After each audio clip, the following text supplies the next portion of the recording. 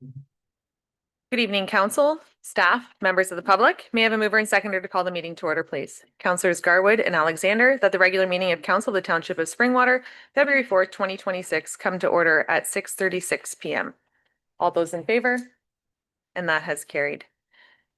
Please join me for the singing of O Canada and remain standing for a moment of silence.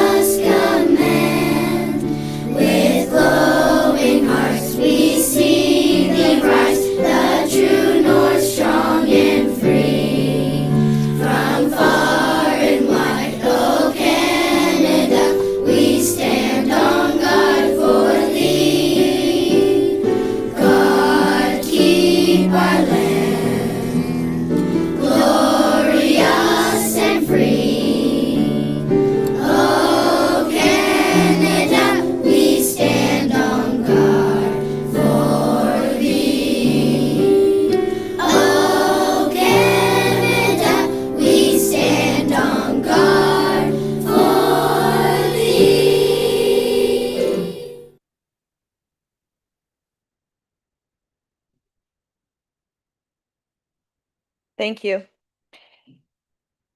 It is with heavy heart this evening that I address and acknowledge the passing of former Mayor Don Allen. He served as deputy mayor from 2014 to 18 and as mayor from 18 to 22. During that time, he championed initiatives that continue to shape our township today. I had the opportunity to serve alongside former Mayor Allen during the COVID era, a challenging time for all of us. He navigated that period with care and determination, guiding council through the transition to virtual meetings, working closely with staff to ensure the township continued to operate smoothly and efficiently. For many of us, former Mayor Allen was not only a respected leader, but also a friend and mentor. He had a genuine vision for the township and led with kindness, integrity, and passion. He leaves behind a legacy of progress, leadership, and strong community spirit. In honor of former Mayor Allen's contributions and memory, I would ask that everyone please pause to take a moment of silence. Our thoughts and prayers are with former Mayor Allen's family during this difficult time. On behalf of council and the Township of Springwater, we extend our deepest condolences and our sincere support. A moment of silence.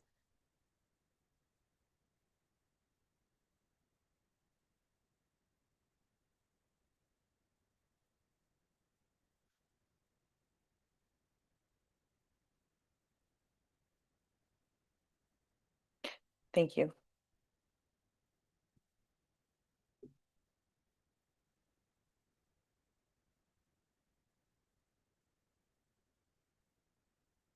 Councilor, are there any disclosures of pecuniary interest this evening? Not seeing any. May I have a mover and seconder to call the public meeting to order, please? Councilor Garwood and Councilor Alexander, that this public meeting of council held under Section 34 of the Planning Act, RSO 1990, CP 13, as amended for zoning bylaw amendment ZB 2026-001, MHBC planning on behalf of Claire Rose Midhurst Group, owners and subject lands to be called to order at 6:40 p.m. All those in favor? And that has carried. Welcome to this public meeting of Springwater Township Council held in Section 34 of the Planning Act to give the public an opportunity to express their views in regard to the proposed application. The first part of the meeting is to present the proposed application, followed the public will be given an opportunity to make oral submissions through Zoom application or in person. Any person wishing to make an oral submission is to have notified the township prior to 8:30 this morning and been added to the commenters list. If a person or public body who files an appeal of the decision of the Township of Springwater in respect to the planning application does not make an oral submission at the public meeting or written submission to the Township of Springwater before the proposed amendments are passed, the Ontario Land Tribunal may dismiss all or parts of the appeal. All comments and questions are to be addressed through the chair. Oral submissions will be included in the meeting minutes and form part of the public record, including the name and address of the speaker and information collected under the Municipal Freedom of Information and Protection of Privacy Act. The minutes of the meeting will be posted to the township's website. This evening we have ZB 2026-001 Midhurst Heights. I will now call upon the clerk to confirm notice of the meeting and to which dates were given notice. Thank you, Mayor Coughlin. Notice of this public meeting was mailed on the 14th day of January 2026 to the owner of the subject lands and to the assessed owners of 37 properties in the Township of Springwater within 120 meters of the area to which the proposed application would apply, and to all persons and public bodies as prescribed under the Planning Act and its regulations. Notice was posted at the assessed property to which the proposed amendment applies at locations visible from Gill Road, Doran Road, and Russell Road. Notice was also posted on the township's website. Has the planning department received any correspondence in response to the notice of motion or notice of public meeting? Thank you, Mayor Coughlin. There have been 2 items of correspondence received for this application. Manager of Development Services in an email dated January 15th, and Enbridge Gas in an email dated January 21st, 2026. All of these pieces of correspondence can be found on tonight's agenda. Thank you. I will now call upon our presenter to outline the purpose and effect of the zoning bylaw amendment.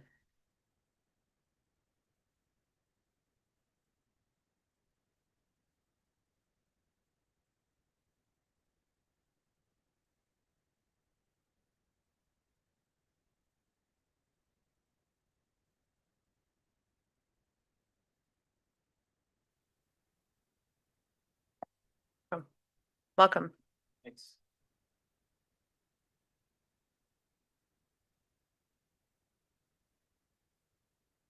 Chisholm. I'm a partner and registered professional planner with MHPC Planning in our Barrie office. I'm joined here this evening with Andrew Webster with Rose Corporation on behalf of the development. Tonight's public meeting is in regards to a proposed zoning bylaw amendment, which is associated with the proposed fourplex units that are currently approved within the Midhurst Heights subdivision. We've been in front of this council a few times in regards to these fourplex units, which are to be a unique purpose-built rental product, and right now targeted to break ground in the spring. This issue, as I'll go through in the slides, came up as we were doing final architectural drawings and looking at lot grading, and it's quite minor. It's associated with the ability to have a couple stairs encroach into the side yard, which is a requirement under the Ontario Building Code. And I'll go through that in more detail as we go through the slides. So next slide, please. So just to orient everyone, this outlines the entire land holding of the Midhurst Heights site. If we can go to the next slide. So this is the proposed site-specific zoning schedule, and here in the hatching, we can see this just outlines the currently approved fourplex blocks within the wider development. Next slide, please. So this is those same blocks shown on the colored version of the draft plan and outlined in red here, filled in with a dark brown. You can see where those approved fourplex blocks are located. The next slide, please. So here you can see a sighting of one fourplex block, and circled in red you can see a proposed stair, and it's you might have to squint to see it, but there's 2 risers coming off the east side of the building. So the way the township's current zoning bylaw is structured is the dwelling needs to be set back 1.2 meters from the interior side yard setback. And we're requesting that exterior stairs be allowed to encroach up to 0.6 meters or 2 feet towards that. That would allow for a maximum of 2 steps to come out that side door.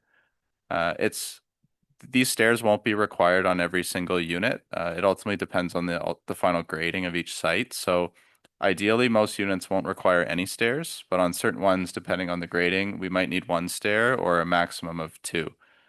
So the proposed zoning bylaw amendment would allow for up to those 2 stairs to be provided. And they would be concrete risers. So if anything were to happen, they could be removed. They're not permanently attached to the main structure. If we go to the next slide, please.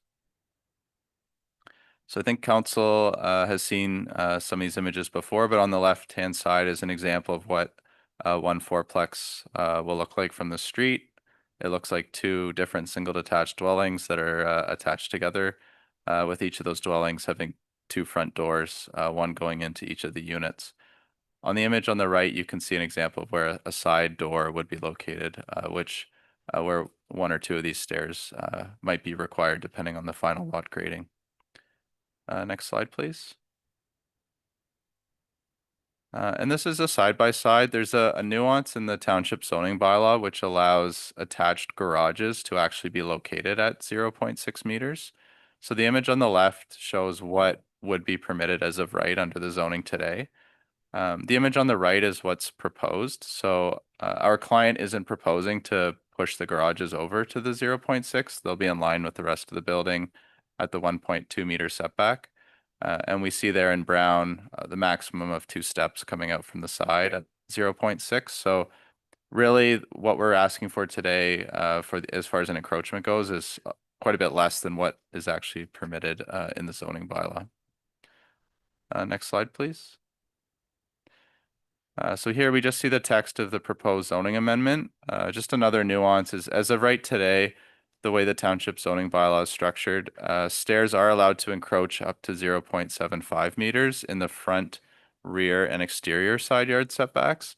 There's just no permitted encroachment within the interior yard, which is what we need to ask for today, is that encroachment into the interior side yard setback, and just up to 0.6 meters. Next slide, please. So as required on any Planning Act application like this, we need to go through the various levels of policy. We've done that in the planning report we submitted and demonstrate how the proposal conforms with all those. Next slide, please. So in conclusion, we feel the proposal meets all the relevant policies and is desirable for the proposed built form, and ultimately should be approved when that time comes at a future meeting. So with that, I'm happy to answer any questions that council or members of the public might have. Thanks. Thank you for the presentation. I will now call upon the moderator to provide the number of people who have registered to ask question or make comments regarding this application. Thank you, Mayor Coughlin. There have been no members of the public who have registered to make comment or speak to the application. Thank you. Are there any members in the audience this evening who wish to make comment? We do have one, so I'm just going to ask that the presenters, I know we don't have additional microphones, so I'm going to ask that you, thank you.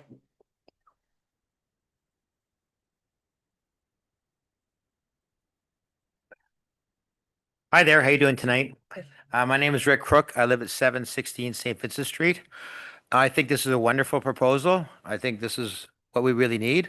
And I think Rose Corp's done a really good job on this. The only question I have is this is going to be township wide? Is this going to be a bylaw that's township wide where other builders can come in and do the same thing without having to come to council and get this approved? Is this a site-specific bylaw? Thank you, council. Before us this evening, we do have a site specific, but I will defer to Director Russell. Thank you, Mayor Coughlin. You're correct. This would be a site-specific application applying only to the fourplex units within the Midhurst Heights subdivision. Thank you. Could it be extended across the township, or is this something that we just prefer to leave it? Because if people doing future planning, maybe wanting to plan this sort of unit and not have to go through this process to get an approval for something like this? Thank you, Mr. Crook. At this time, it is site specific. Okay. That does not deter a member Okay. of council for bringing forward a notice of motion or there to be a delegation from other developers in the area to have this become township wide. I think it's wonderful. Consideration. I think it's a wonderful proposal. Thank you. That's all. I'm supportive.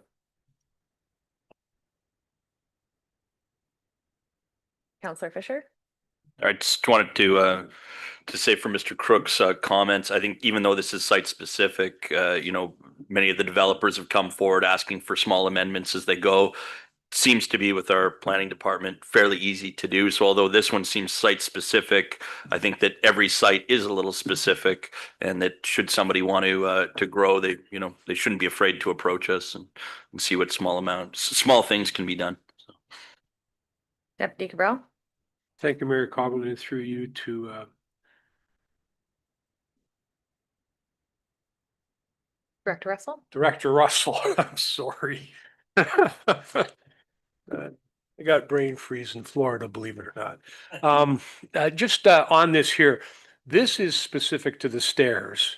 The initial presentation, however, for the actual fourplexes, was that also specific to this site, or was that something that could be accommodated in other locations? I just want to clarify that so that people don't misunderstand what's happening right now as opposed to what's happened in the past. Thank you. Director Thank you. Through you, Mayor Coughlin, to Deputy Mayor. There are permissions within the Midhurst Secondary Plan for 4 and 6 plex type units across the board. In Rose's case, or Rose Corp's case, this was a specific amendment to the draft plan of subdivision rather than an amendment to the zoning bylaw. So in this case, this is a small tweak related to this specific proposal to deal with the grading issues. So again, site specific, but yeah. Councillor Moore? You, through you, Mayor Coughlin, to Andrew and crew. I wanted to say that I had an opportunity this week to tour a building much like yourselves that you're proposing. And what I thought was a home that I was going to, I was directed to go around to the side door. And when I entered, it was another home. And so I had a conversation with them about the 2 units being together and the shared yard piece, the shared driveway piece, and they love it. So I just wanted to say that I have seen it now in reality and highly approve. I thought it was fantastic. It was a fantastic design inside too, with big windows, and so Thank you for the feedback. Hope the rest of the Midhurst residents feel similarly about these fourplexes.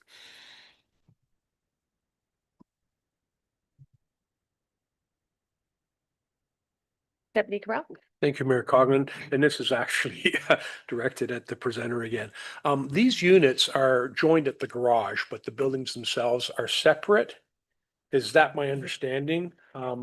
My apologies, Mr. Webster, and to Apologize. keep you, it was just while Done here. the members of the public were there. If you wanted to return to the So- podium, please feel free I'm to just stay. wondering about the windows came up there. Are the units connected along a shared wall, let's say, or is it the garages that connect the So two the together? units are divided horizontally. So there will be one unit on the ground floor and one unit on the upper floor. Where the garages have room, there's going to be 2 separate garage doors. On some of the narrower lots, there's not enough width to have the wall in between the 2 stalls of the parking garage, and you'd have a shared garage. Mhm. But above the garage, the buildings are Above the vertically, garage, there's only one unit that's sitting on top of the garage space. right. But those units on left and right, these were 2 semis, is what we're calling them? Okay, I just want to clarify that. Thank you. I was thinking about windows, the looking into your neighbor's window type of thing. Councillor Cabral, we can have long conversations about overlook impacts. All right. If you have a look at, we're hoping to submit permit applications next week, and the drawing set will include elevations that show the windows. And if you look at the rear elevations of the houses, there's some sort of big expanses of wall where you'd think there would be some windows. And we had to configure the windows because the backyards are also going to be divided. Right. And we wanted people who were sitting in their backyards to have some privacy when they're sitting there having a barbecue. And if your neighbor is sitting there looking out the window as you're grilling hamburgers, that's not going to be the most fun. So Right. Thank you. Thank you. Any additional comments or questions for the presenters? Not seeing any. Thank you very much. Thank you to all who participated in the public meeting with respect to the proposed ZB 2026-001 Midhurst Heights application and for showing their interest in the matter. May I have a mover and seconder to adjourn the public meeting, please?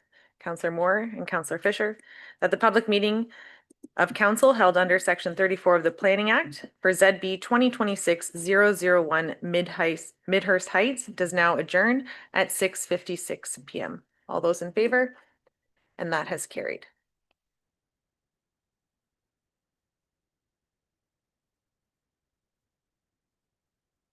May I have a mover and seconder for direction following the public meeting, please?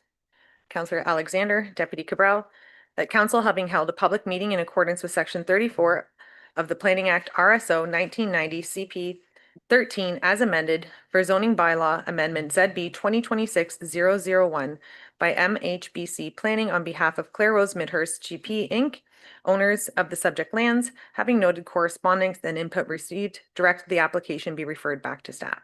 Any further comments or questions? All those in favor? And that has carried. Thank you. I will now call upon Clare Rose to present a delegation. And I would, no, come on back up.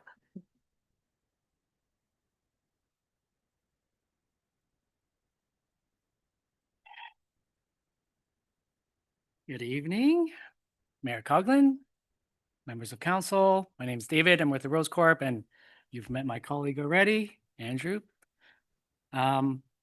We're here today to provide an update to council on the status of the external force main works and external road improvement works, and the anticipated 2026 construction schedule, and also the ongoing communications plan. Next slide, please. Current status of force main works. The 5-kilometer force main connecting our site to the wastewater treatment plant at the Carson neighborhood is approximately 75% completed. The remaining sections you can see on the map is shown in black line and is scheduled to be completed in 2026. These sections include Gill Road, a short segment on Finley Mill Road, and remaining portions along Snow Valley Road. The most challenging sections involving crossing at Bayfield Street and Willow Creek have been completed. Next slide, please. Current status of external road improvements. The external road improvements along Gill Road, Dorn, and Finley Mill Road is approximately 60% completed. You can see on the map the blue highlighted section on Finley Mill. That was completed last year with new sewers, new base asphalt, and sidewalks as well. The black line that runs over Dorn Road and Gill Road, those are the remaining sections that have to be completed this year. Next slide, please.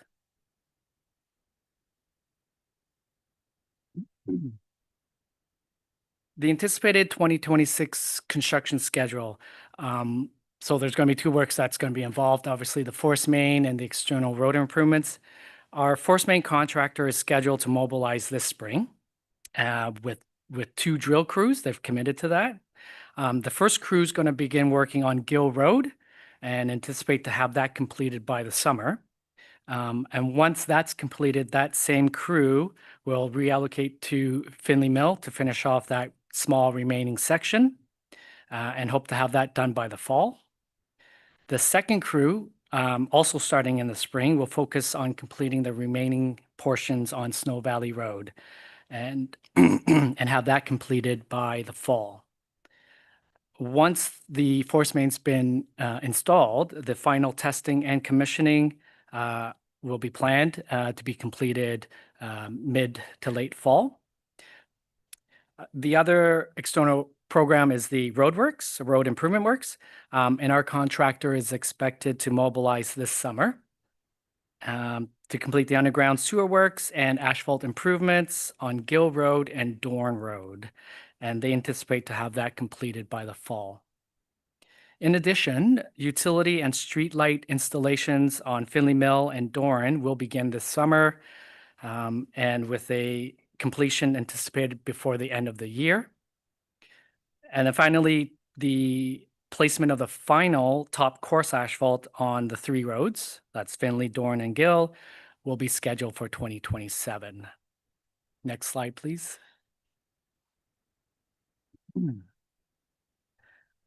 Ongoing communication. We've been working with township staff to enhance ongoing communications with staff, counselors, and the public throughout the force main and the external road improvement works. These will include ongoing bi-weekly site meetings with the contractor, engineers, town staff, and Ainley staff as well. We'll also do regular coordination meetings with relevant township and Ainley staff. We'll provide updates to council through additional delegations we plan to make in the summer and early fall. We also plan to host public information meetings. The first one hopefully start in March, and then another one in late summer to give the public progress. Maintain traffic control signs and digital message boards during construction. We'll also continue to hand out notices to local residents. And finally, we'll support staff and counselors with township website posts and social media updates. Next slide, please. So that concludes our delegation. We're happy to answer any questions from council staff and the public. Thank you. Thank you. At this time, I will turn to, actually, I'll have it moved and seconded. First, a mover and seconder, please. Deputy Cabral, Councillor Garwood, that the delegation from Clare Rose Corporation be received. And at this time now I can turn to members of council for any comments or questions. Councillor Fisher. Thank you. Naturally, it's been a bit trying for people in Ward 5, but I do thank you for working with us and working with staff. I know that there have been some, I'll call them roadblocks for lack of a better term, during the construction. Anyway, I won't delve into those, but I wondered if you could just sort of take us through the road improvements. I know you, because a lot of the residents, again, there is the inconvenience, but the light at the end of the tunnel. What are the residents receiving? What can they expect? I know you touched on it, but could you delve into it a little bit more as to what we'd be looking at in terms of improvements, potential sidewalks, and so on? Sure. So Finley Mill Road has already been completed, but for this year, Dorn Road, there's going to be a new storm sewer that's going to be installed, and totally new base asphalt that's going to be paved when it's all completed, and a new sidewalk on the north side of Dorn Road. Okay. And then as for Gill Road, we're going to be doing what's called shave and pave. So we're going to shave the existing asphalt down, put down new asphalt, and we're also going to be installing a temporary asphalt pathway on the east side of Gill from Dorn all the way up to our site. So it gives a connection for residents if they want to walk or bike from our site down to Dorn Road. Follow on? And just so the residents know, this isn't being paid for by the taxpayer. You're fitting the bill as to do these improvements, correct? Correct. Yeah, all right. And one last comment. This is directed more towards staff. I actually think these updates are excellent. It's good for the public to know.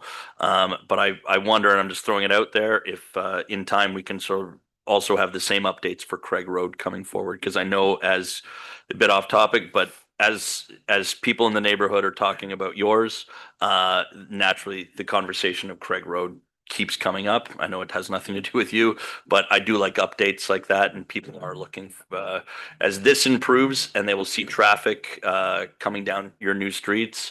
They are looking. I've answered 3 questions about Craig Road this week actually on the phone. So yeah, so I wouldn't mind that. Thank you. Not seeing anything further from council, so we have a motion to receive the delegation. Council, all those in favor? And that has carried. Thank you very much.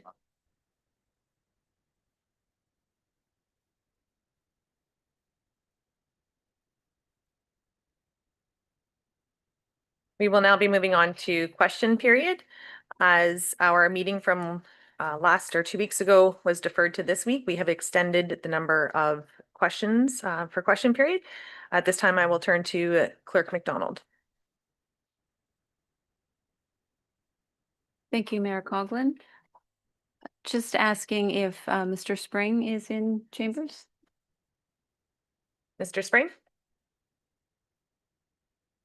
I have a new one of these. I cannot hear. Thank you.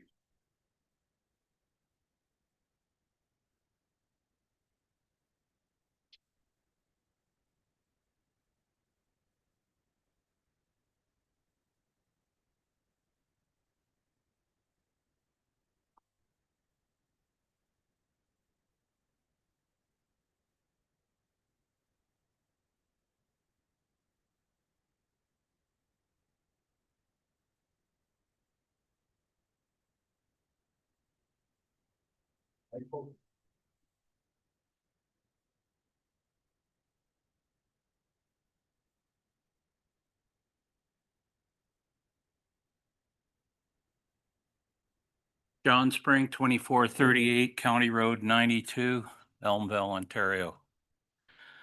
On December 17th, 2025, I watched the mayor's budget pass without meaningful input from taxpayers or the majority of council. Two councillors enabled the mayor to use strong mayor powers to pass a budget, undermining any remaining confidence in democracy in Springwater Township. All members of the council were elected to represent taxpayers democratically, and that responsibility was not upheld. Passing a budget supported by a minority of council shows a clear disregard for Springwater taxpayers.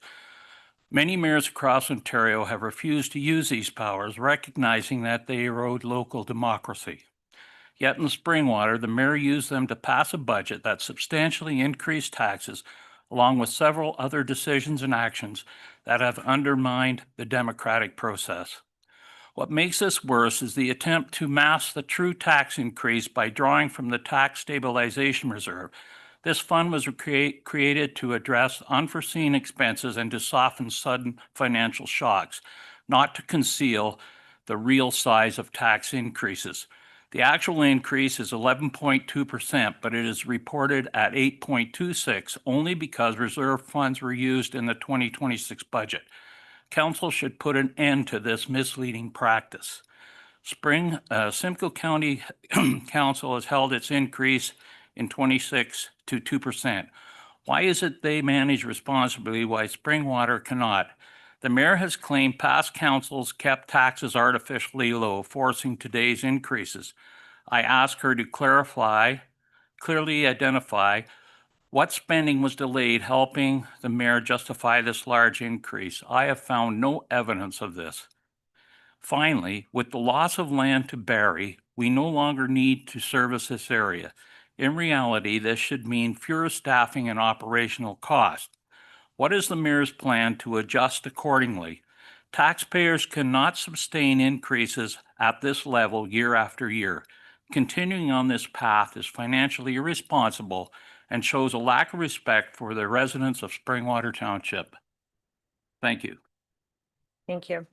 And we will have CO Forfar, we'll have staff reach out with the number of opportunities that were available through budget and the last decade of tax rates and inflation. So that will be to the same email address to you. I didn't We catch will- that, I'm sorry. Staff will be responding. Okay, thank you. Thank you. And I will turn back to Clerk McDonald.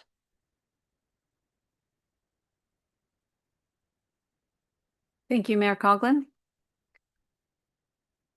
We have correspondence now received from Roy Monk of 14 Luella Boulevard, which was initially submitted for the January 21st meeting, which I will read.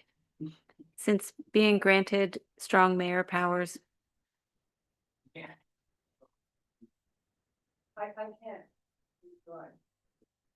Is that better? Hey, sorry, I'll start again. We have correspondence from Roy Monk, 14 Luella Boulevard. This matter was initially meant for the January 21st council agenda. I will read that in full now. Since being granted strong mayor's power by Premier Ford, Township of Springwater Mayor Jennifer Coughlin has used them extensively. With the support of Councilors Thompson and Garwood, she gave away thousands of acres of township land to the city of Barrie. During that process, they generated a lot of false information and created a lack of transparency. While a criminal investigation has not commenced, many of these actions are consistent with a breach of trust offense. Mayor Coughlin has used strong mayor powers to veto approved council motions, terminate the township's lawyers who challenged the legality of her actions. She has recently used strong mayor powers to create and pass a budget with approximate 11.42% property tax increase. Mayor Coughlin has received legal notice alleging that she has made slanderous statements about a reputable developer. The lawyer's letter alleges that she has made statements at Simcoe County and Township of Springwater claiming that Geranium is mafia, are experiencing financial difficulties, and that organized crime has infiltrated the township. These very serious slanderous comments could generate major civil suits. Mayor Coughlin is not entitled to and should be prevented from using strong mayor powers to pay for a lawyer and/or any civil suit judgment with tax dollars. Question: will the majority of council protect the taxpayers in the anticipated lawsuits by voting to stop the use of strong mayor powers to pay for a lawyer and/or any civil suit judgment with tax dollars? Thank you. Section 8.35 of the procedural bylaw indicates that slanderous statements shall not be permitted, and as such, we will move on to the next item in question period. Clerk McDonald.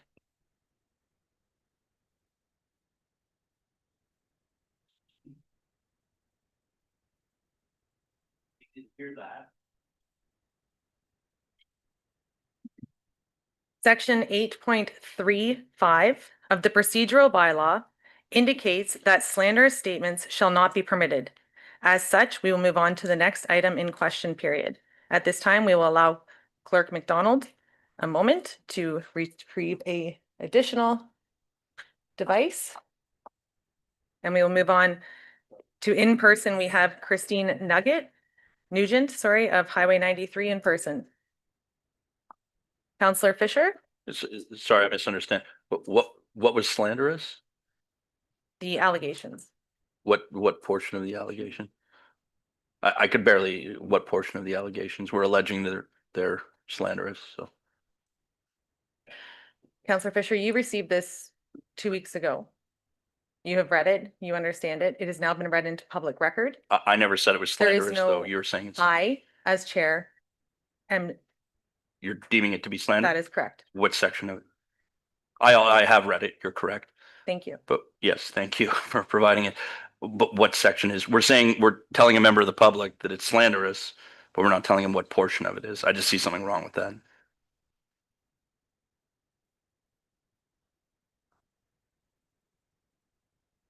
We're accusing him of slander, so I don't see what's wrong with clarifying it. The allegations towards myself in the office in the capacity as deputy warden and mayor in making comments in that capacity is slander.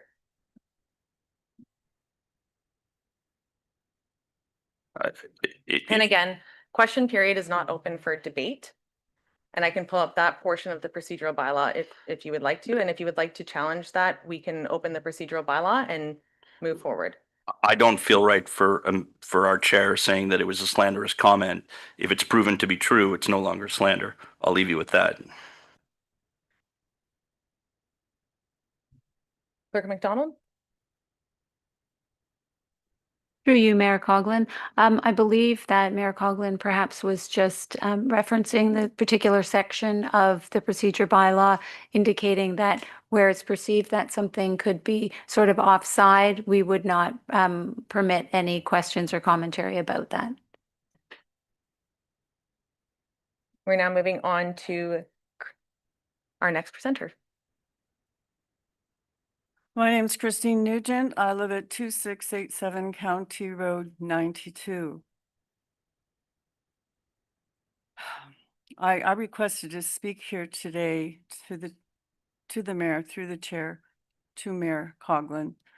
After what I've just heard and after how what I just heard was dealt with by yourself and sincerity, it appears to me it would be in your best interest, in the interest of the council, and in the interest of our taxpayers and residents, that while you're going through whatever it is that has been put forward to us today publicly, that perhaps it would be in your interest to step aside until you deal with whatever it is that has to be dealt with.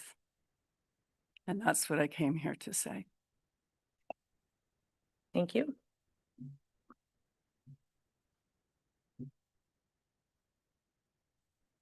And I will turn back to Clerk McDonald. Thank you, Mayor Coughlin. I have a number of pieces of correspondence that have been submitted for question period that I will now read out. Chantel Nelson, 2 O'Neill Circle, Phelpston. In the 2022 municipal election, the Township of Springwater provided 3 voting methods: remote internet voting, telephone voting, and in-person electronic voting at voter help centers, giving residents multiple ways to participate. The township operated 5 in-person voter help center sessions at 3 locations, 75.5 hours available to electors for in-person assistance, the Administration Center, the Minnesing Community Center, and the Elmvale Arena.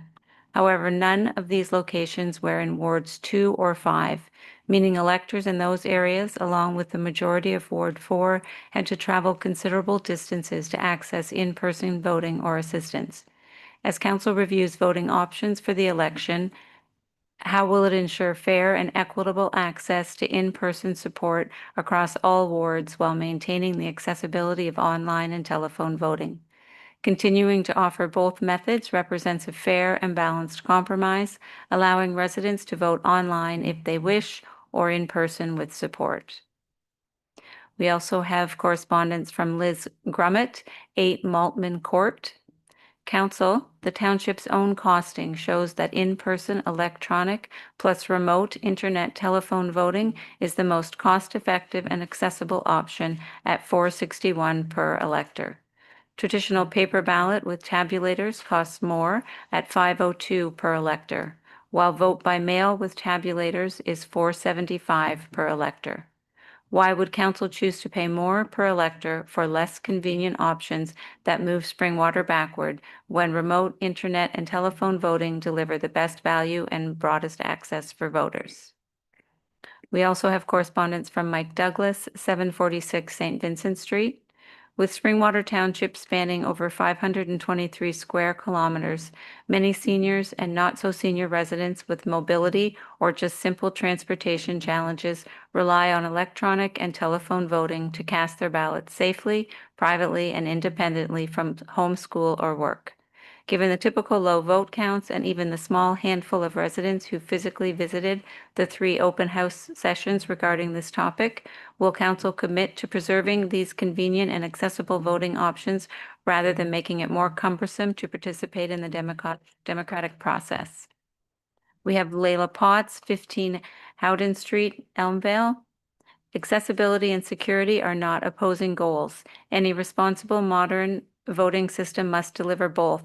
Will council reject the false choice between them and request staff to implement electronic and telephone voting options that are proven secure while expanding voter access rather than using security as an excuse to limit participation?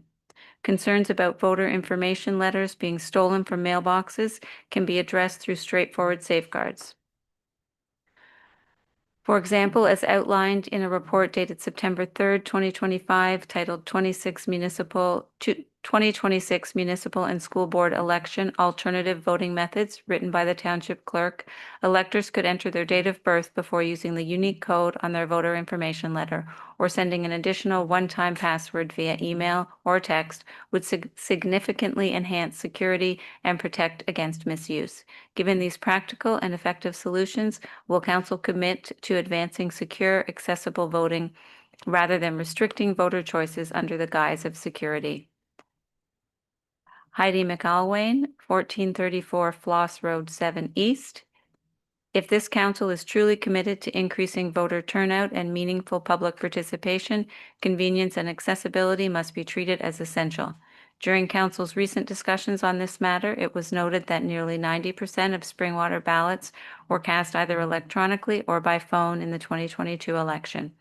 I have also reviewed the results of the 2026 voting method survey, in which 74% of respondents identified these options as their preferred voting method.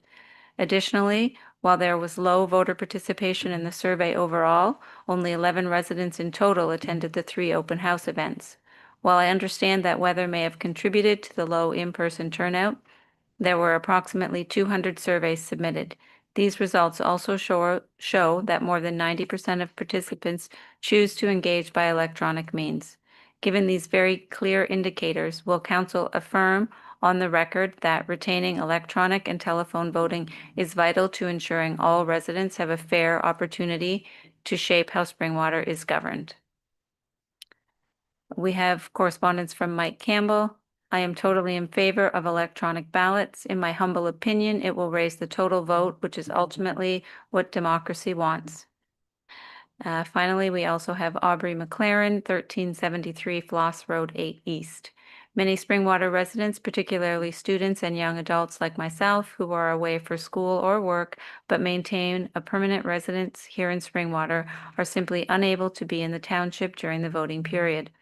Will council recognize this reality and ensure that these students can still easily and effectively exercise their democratic right by maintaining electronic and telephone voting?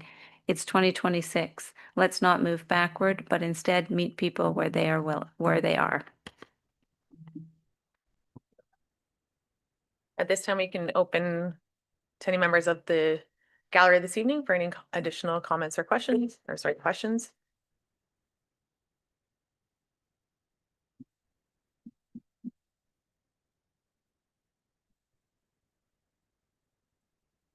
Good evening, Council. Hale Mahan, 33 Hillview Crescent, Midhurst.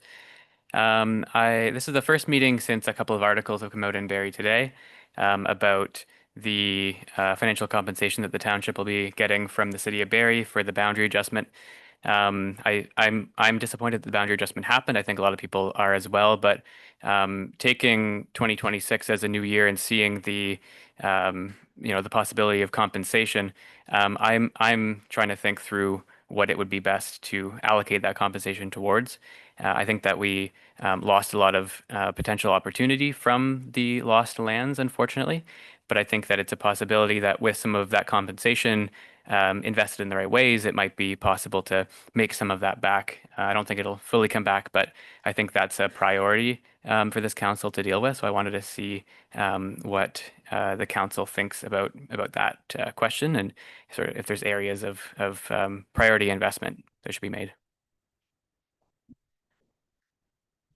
I would anticipate that there would be further recommendations coming from our finance department once council has determined whether to receive the funds essentially or not. I will defer to Director Bedard to speak to forthcoming reports to council. Thank you, Mayor Coughlin. Should the compensation agreement be approved, we have scheduled for March 4th an investment presentation with opportunities for council to consider the compensation proceeds. Thank you. Thank you.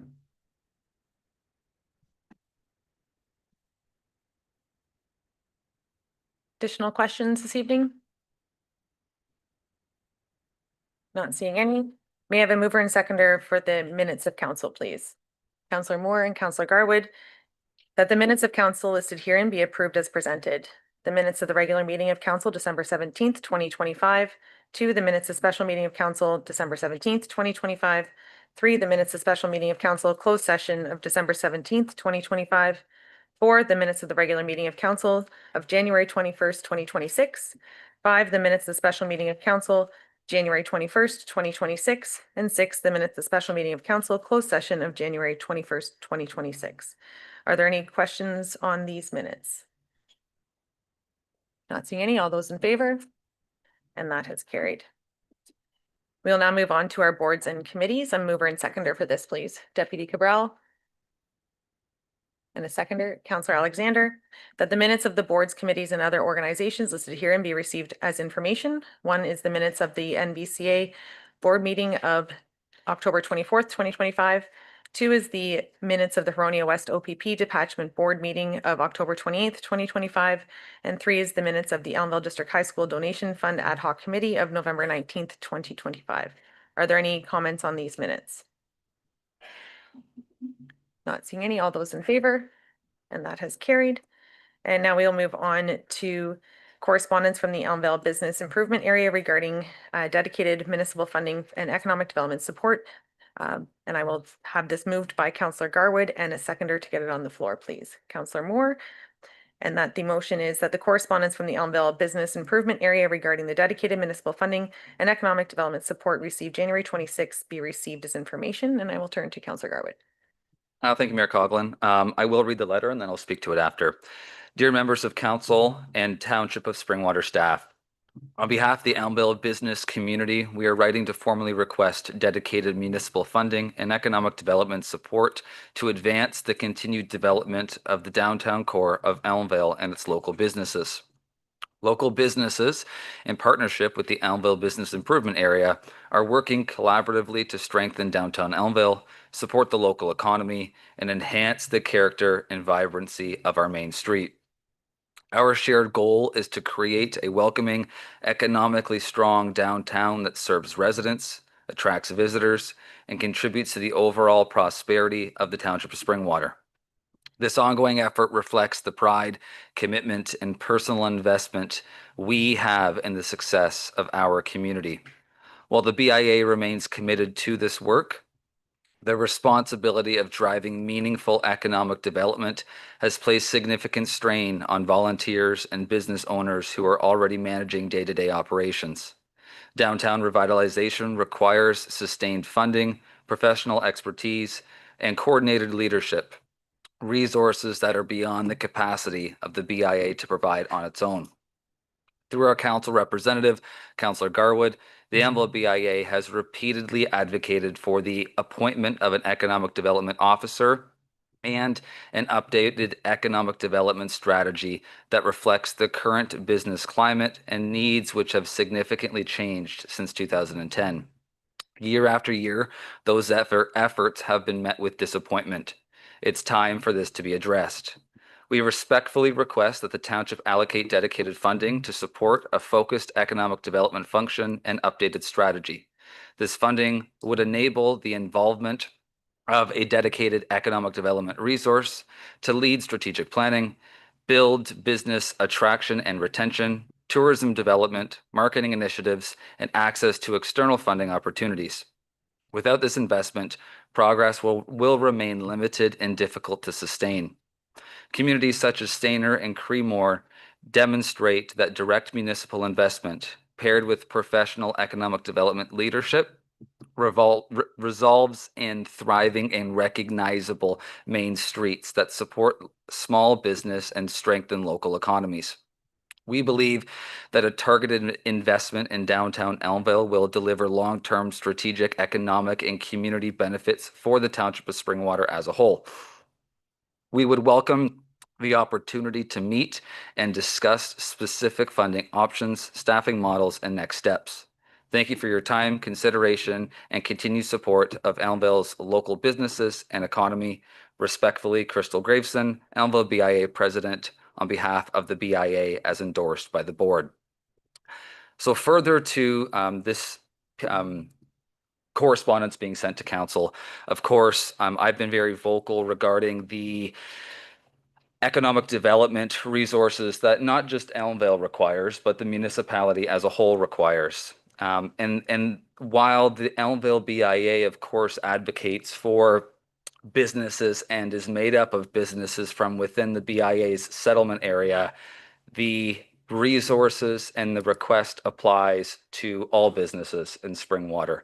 An economic development strategy, which has not been updated since 2010, does not just benefit Elmvale. Again, it benefits everyone. And again, an economic development officer, as we know, which has been a proposed program change for many years, unfortunately has not been moved forward.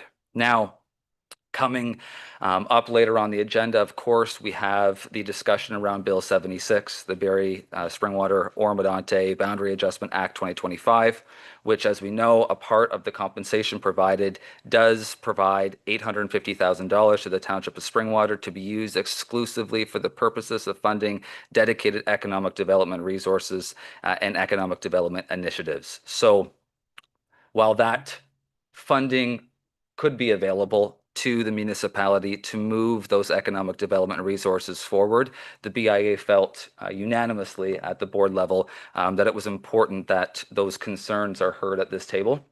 So there is no formal ask today. This is just to be received as information. But again, we welcome feedback from council. We welcome feedback from the public, and the BIA wants to know that wants this council to know that it is watching and it is hopeful for further and future investment in our business community. Thank you. Thank you. Any further comment on Councillor Fisher?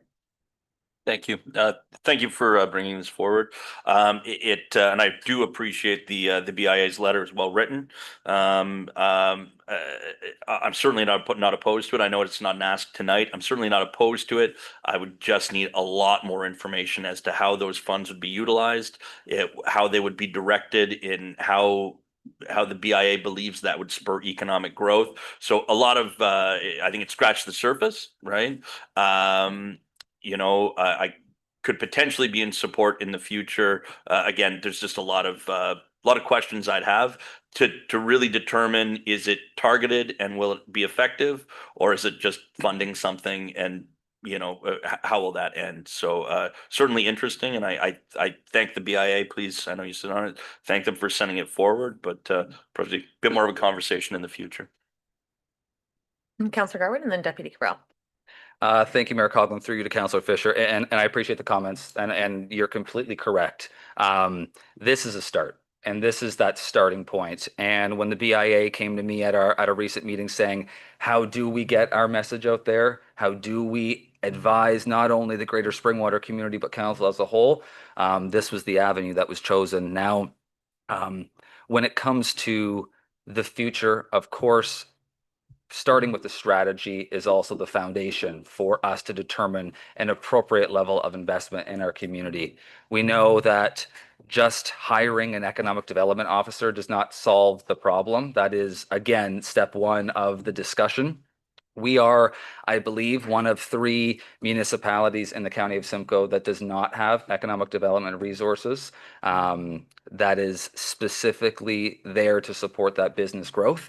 And we know it's not just about supporting downtown Elmvale or the existing business community, but it's business, it's attracting business, it's attracting industry, it's attracting all of those pieces that not only enhance groups like a local BIA, but maybe we eventually get to a perspective and a point, and I actually had this conversation with another member of council the other day about expanding that and having more resources for businesses that fall outside of the BIA.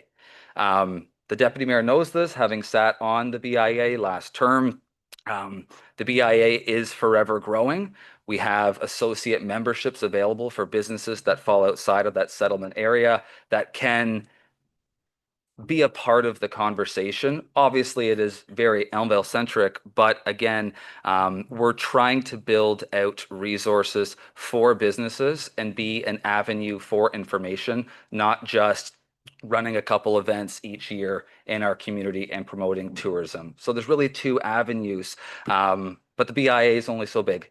And I think we're getting to that point where we see new business coming into the community. Elmvale, for instance, from a business perspective, is booming more than it ever has. We're seeing new businesses that are opening up consistently, which is great news.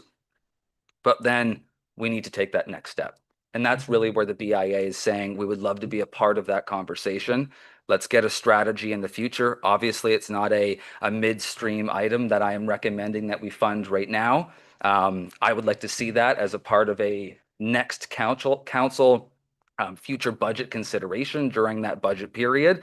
And hopefully that's something that a future economic development officer would be able to also work towards and champion to reduce any costs. Deputy Cabral? Thank you, Mayor Coughlin. And thank you, Councillor Garwood. The key piece here that I thought was interesting is the economic development support.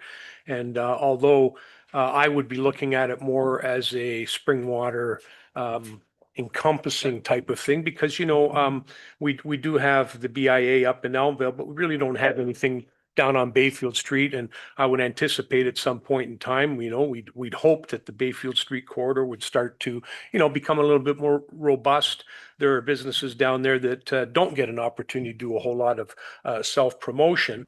But I guess when it comes to the funding, I would see it more as something that the municipality might look at across the board, not specific to Elmvale, which I see that you've mentioned that as well. But I think it's important for council to understand that there is a mechanism in place that funds the BIA. So if we were looking at funding again, it would be above and beyond that. And I was going to ask through Mayor Coughlin if Director Bedard might be able to explain the catchment area, how the funds for the BIA are generated, and that the BIA gets to pretty well spend them as they see fit within specific parameters that are in place to promote the Elmvale community, promote the downtown, the businesses there. So would you be able to just, you know, brief overview on that, so that because being from Ward 1 prior and also Councillor Garwood now, we know how that works, that mechanism works, but other members of council may not be that familiar with it, and the public may not be familiar with it either. So that'd be great if you could shed some light. Thank you. And before I do go to Director Bedard, just remind council that we are receiving this letter for information this evening. I do think that we could provide redirection to have an information report come to council on all the parameters that we're asking ad hoc this evening. I don't see any, we could actually just have an amendment on that and that staff report back with the parameters of the BIA to the next meeting. I can turn to CEO Forfar. Three restricted members of council, that would be appropriate. Deputy Cabral? Yeah, Mayor Coughlin, no problem with that being in the report. I just want a brief overview of how the catchment area and the BIA functions. That's it. I mean, we're talking 60 seconds. I don't think it would take longer than that. But at least other members of council right now today here would understand how that happens. CEO Forfar? Three restricted members of council, if the chair would like to indulge, Director Bedard could provide the overview. To ensure that there is clarity, though, it might be helpful to have that report. Director Bedard? Thank you, Mayor Coughlin. Through you to the Deputy Mayor. The BIA is a group of businesses within a defined area, and Elmvale Council sets the boundary for which the catchment area is. The BIA determines a budget for which the budget is collected only from the businesses within that catchment area. So the BIA is self-funded, and the BIA determines the allocation of their budget and how it's spent. It is collected on the final tax bills for the property owners within that catchment area. And it is a net zero to the township other than the support that we provide for billing and collection. We do that at no cost. But the BIA has say over their budget, which is approved by council during the budget process. Councillor Fisher? Councillor Garwood?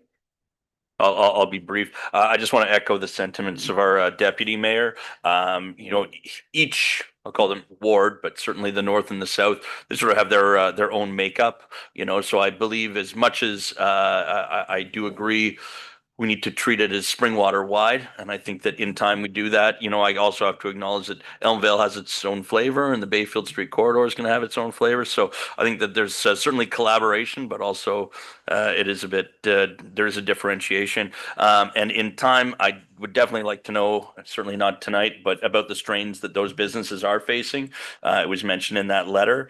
I wouldn't necessarily like to see it be an ongoing, you know, it's in the budget, but certainly if it's something that we needed to do a strategic plan and take a look at, that's what I'd be. So I appreciate the BIA bringing it forward. Councillor Garwood? Thank you, Mayor Coughlin. I'll make my final comment on this. And again, thanks for the conversation around the table. I think this is great. Completely correct. But, and again, I think that that strategy that is so outdated really, again, is that first piece of the puzzle. So I think we have some opportunity there. Again, hopeful that that can come forward for the 27 budget. And then something else that I do wanted to wrap up is the BIA, to the deputy mayor's point, the BIA operates on about $22,000 a year. So it is a very limited budget. That budget has not been increased, I believe, since the initial bylaw was completed in 2012. And the deputy mayor might have more information on that than I do. But again, so there is a substantial list of initiatives that a small group of volunteers tries to achieve to continue to provide services and enhancements and business opportunity in our municipality with very limited resources, both physical, both funding applications, all of the above. We see it every single day. We get grants sent to us about, you know, county initiatives. I believe the county has one right now out there for $200,000, which would be wonderful. But again, we have no one to actually apply for that funding. So those resources would be useful in the future. And last thing, while I'm on the topic, and I won't belabor any further, later on this month, the Elmvale BIA is opening up its doors. It's having our annual AGM, but we're doing something different this year. We are hosting a Experience the Elmvale BIA on the 19th of February at 5:30. It'll be our annual general meeting along with a meet and greet for really anyone that is interested. Of course, members of council, local businesses in Springwater as a whole, not just in Elmvale. We want people to come out, share their ideas, meet local business owners, and have the start of those conversations as to what are those priorities from the boots on the ground businesses that we're hearing about. So something new that we're trying, and we're excited about it. So 5:30, February 19th. Thank you. Not seeing anything further, council. We do have this moved in second, and it's to receive. All those in favor, and that is carried. We are now moving on to our action reports. I have a mover and seconder to get them on the floor, please. Councillor Moore and Councillor Fisher. That action reports items 10.2 through 10.12 be received and that the recommendations contained therein be approved as presented. 10.2 is 2025-67 PW, and that's loader mounted sweeper additional funding request. 10.3 is the final acceptance of Phase 2C Stone Manor Woods. 10.4 is certificate of final completion, Phase 4 Stone Manor Woods. 10.5 is the tree cutting request of CWH Incorporated, Geranium 3169, 3193, and 3207 Berry Hill Road. 10.6 is the Springwater Berry compensation agreement. 10.7 is allocation of additional capital funds for the Elmvale wastewater treatment plant upgrades. 10.8 is Carson Neighborhood Phase 1A security reduction request. 10.9 is the approval of the multi-year accessibility plan for 2026 to 2030. 10.10 is the international grant application. 10.11 is the award of the Elmvale Arena dehumidification project. 10.12 is the amendment to the memorandum of understanding for the South Central Snowmobile region. At this time, council, I'm going to ask for any to be pulled to be dealt with for redirection.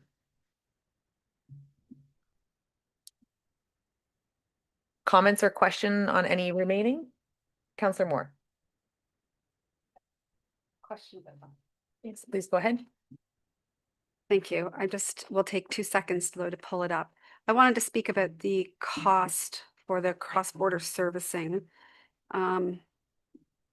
Because it looked like that was full cost recovery. Is that correct? And I can turn CAO Fofar or Director Thank you. Russell. Thank you.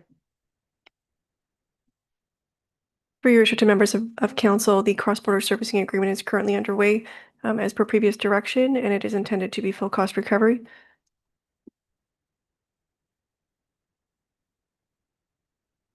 Councillor Alexander? Sorry, with respect to full cost recovery for whom? For us or for the city of Barrie? CAO Fofar? For your restricted members of council, the intent is that it doesn't impact either the city or the township. Councillor Alexander? Sorry, I don't understand how it's not going to affect either, because when I'm looking at the report, it says that we still need detailed engineering, all of those things. So I'm assuming somebody has to pay for them.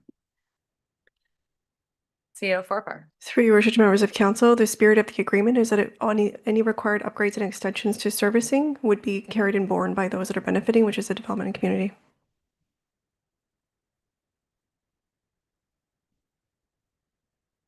Council, we have items 10.2 to 10.12. Any additional comments or questions on any? Not seeing any. All those in favor? And that has carried. May I have a mover and seconder for our information reports, please? Councillor Garwood, Councillor Alexander, that the reports items listed herein be received for information. One is our building permit activity summary for December of 2025. 2 is the bylaw activity report, December 2025. 3 is ZB 2026-001, Midhurst Heights fourplex steps. 4 is the planning development update. 5 is the exemption for request for the reduced load period. 6 is the 2025 annual accessibility status report. 7 is the 2025 advisory committee overview. 8 is the voting methods public consultation review. 9 is the corporate credit card report of October 2025. 10, corporate credit card report, November 2025. 11 is November 25 check registry, and 12 is November 25 check registry. Is there any to be pulled for redirection at this time? Councillor Garwood? Thank you, Mayor Coughlin. I'd like to pull item 8 and 8A.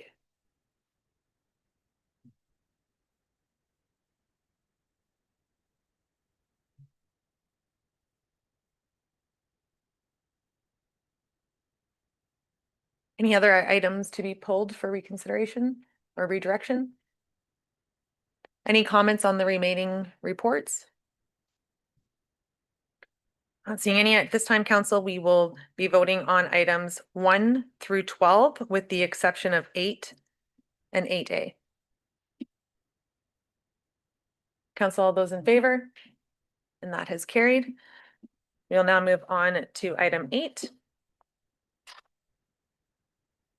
And a seconder for this, please. Councillor Moore. And I'll turn back to Councillor Garwood.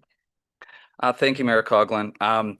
Before I jump in, I do want to take the opportunity to thank staff for their diligent efforts in not only hosting the 3 open houses for the voting methods feedback, but also putting out the survey as directed by council earlier or later in 2025. When I look at both, obviously, we know from the feedback, the open houses were not particularly well attended. I believe there was 11 residents total that attended those 3 open houses, but the opportunity was still there. I do also want to thank the 211 residents that chose to participate in the survey, knowing it is always hard to get resident feedback on any sort of survey. I believe back in the fall, we had a budget survey that had 4 or 5 people respond to it. So it's nice to see some interest. When I look through the report and the data that comes from the survey, 3 things stand out to me. And I believe I have shared a couple images with the clerk's department. If those are able to be put up at some point. The first one is referencing question number 3 from the survey. When thinking about voting methods in general, how important are the following factors to you? And the information is up there on the screen. And I've highlighted 2 of them. The highest response was the security and integrity of the voting process, which I think we all can agree is vital. 95.24%, so 200 of the 211 responses indicated that that was a top priority. Following just two responses below at 93.84% was the accessibility for all eligible voters. Again, with 198 responses out of the 211. From there, it continues to move along down. So we can see again that the need for accessibility and the need for security are hand in hand. There was a question from question period earlier on that spoke something along the lines that security and accessibility do not need to compete with one another. And I think looking back to our previous conversation, I think the public saw one thing, and I think this council also saw another, which was, I feel like that was a bit of our battle there. And in conversations that I've had with the public in recent weeks and with members of council, there must be a way that we move forward together that keeps these two things top of mind. The second image that I chose to pull was question number 6. And again, if the clerk's department could please put that up on the screen for those in the audience and those at home. This question was, how likely would you be to vote if the following methods were available? And I highlighted the top two just for comparison. So the top option was remote electronic and telephone voting, which was the same option that was utilized in the 2022 municipal election. And that was 79.15%. So that was 167 out of the 211 responses. Followed second at 66.35%, which was paper ballot in-person voting, which had 138 responses. So again, the question specifically asked voters, or electors, I should say, how likely would you be to vote? And I think that word likely is important because we know, A, voter turnouts across federal, provincial, and municipal elections have been low for decades. This is not new news. I'm not naive enough to believe that by making an election accessible, that everyone is going to participate. That is not the case. I wish it was, but it's not. But we have an opportunity to not at least go backwards. And unfortunately, that should not be the bar. The bar should be that we want over 50% of our electors to choose their council, to choose their provincial government, to choose their federal government. But we're seeing those voter turnout rates in the low 30s. The third image that I have asked, and I promise this is the last one, is question number 7. If you were choosing the voting method for the 2026 municipal election, which options would you prefer to see? And you could select more than one. The number one option, which had almost double anything else, almost, not quite, was the remote electronic and telephone voting, which again was the same as the 2022 election. That was 73.21%, with 153 out of 209 people chose to respond to this question, comparative to the paper ballot option, which was second at 49.93%, and 96 of the 209 chose that answer. So again, third question in a row that has highlighted everything from what is important to you, we know is security, and we know is accessibility. If you're going to vote, how likely are you to vote? And we know which option was identified. And again, the third piece, if you were choosing, because this should be about the public choosing. I understand it is us as a council making the decision, but the public put us here. I believe also when we get these surveys, we sought out feedback from the public. This was not a survey that was provided to us. This was not a list of signatures that was provided to us. This was solicited by council. We put council resources, we put money and effort behind these open houses and this survey initiative. So again, we're seeing here that 73% of those that chose to respond to this survey said that if they are to choose, their preference is the remote electronic and telephone voting option. So again, I think we have an opportunity here to find as close to a middle ground as we can. I, again, am not naive enough to think that we can just ignore one major concern like like security. Security is important. I know that's something that's Councillor Alexander has advocated for, as I believe is also equally as important as accessibility. So I'm hoping council can come together today to enhance our security, to put in some of those fail safes that alleviate some of the concerns that we've heard at this table and in the public, while also listening to the public that has provided their information. Thank you. Turn to other members of council for comment or questions. Councillor Alexander. Thank you, Mayor Coughlin.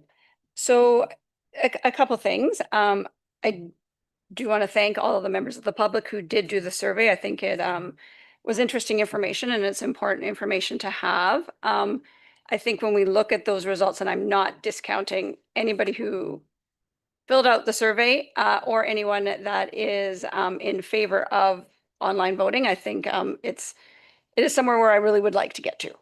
But I do think when we're looking at the comparison, the majority, if not all, I think of these surveys were filled out online. And I'm going to use my mother as an example. She would never vote online, I know that, because she won't do banking online, she won't do anything online, nor would she ever fill in a survey online. So although I appreciate it, and I think it's very important information, and I think we do have a lot of members of the public that want the online, I don't know if we can essentially say, well, 73% want remote and only 49 want in person, because I think a lot of the people that would do in person may not technically even go online to do this type of survey.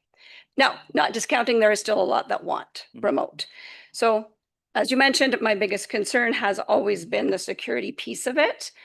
I've done some more research in the last couple of weeks, knowing this was coming back and just trying to, again, to your point, Councillor Garwood, get to a place where we're all comfortable.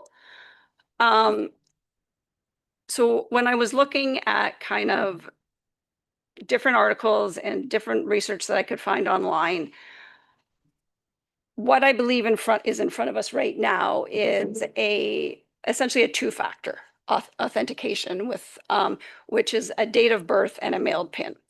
So that is considered weak security in terms of IT professionals. And the main piece of it is the date of birth is not necessarily a secure, it is easily found. Honestly, anyone can go on Facebook and most people have their entire life story on there. And it's not a difficult piece of information to ascertain. In terms of online voting, as I said, the date of birth is viewed as supplementary versus, but not a secure authentication factor. What is considered strong is a date of birth plus a PIN plus a one-time code. So true multi-factor authentication. Doing some further research, again, I found one, but it did say there were more than one companies out there. The one I did find was called Votes, and they do use that true multi-factor authentication that is considered secure, and this is also used by multiple Ontario municipalities. So I did reach out to our clerk, and understanding that you are brand new, but I know you had said you were familiar with this company. I wasn't sure if this was a company that we had looked at when we were looking at the different voter options, in that didn't seem to be an option in terms of the security that we were providing. So I don't know if this question will go to CAO Fofar or our clerk, sorry, McDonald. Clerk McDonald. Through you, Mayor Coughlin, to members of council. So certainly the research that staff undertook with respect to different security measures for internet service providers for an electronic election was done before my time. I have went back and reviewed as much of that, as I can. I am, as council has indicated, familiar in some aspects with the votes system. So they do have if council were to direct rather that we proceed with an electronic voting method, staff would send out a voter notification letter, followed by a subsequent voter notification letter, and then followed by some identifier. Typically, that would be a date of birth, though there are instances where the vendor can use some other information, perhaps date of birth would be the other best example. Additional service providers can also provide authentication where a person who is voting online can be requested through the system to upload a photo ID and then provide a likeness selfie so that the system sort of can tie that ID back to what's contained within the voters list and then tie the ID also to the likeness selfie that's uploaded. The I don't want to say issue, but if council were to decide to go with electronic voting, staff would need to follow the procurement process, and we would then be sort of subject to those vendors that actually submit a proposal, which may or may not be this particular vendor. Counselor Fisher? Thank you. Over the Christmas break, I can tell you I've gone back and forth on this issue quite a bit. As a matter of fact, depending on the day, you get totally different. I really swayed on it. And I took a lot of what other counselors and the public as well to say. My issue's this. One, if it did increase voter turnout, I think you'd have to put a lot of stock in that. We do want to see, considerable voter turnout, but it really hasn't. If we take a look at the past, when it was paper ballot till now, it really hasn't moved it at all. I also know that if we take a look at mail-in ballots and in person, I ask myself this: is every potential voter in Springwater able to cast a vote with that method? And we also maintain absolute security or a high level of security? The answer is yes. So I know that the term voter suppression was thrown out there. I thought, geez, if there's voter suppression, it's a bad thing.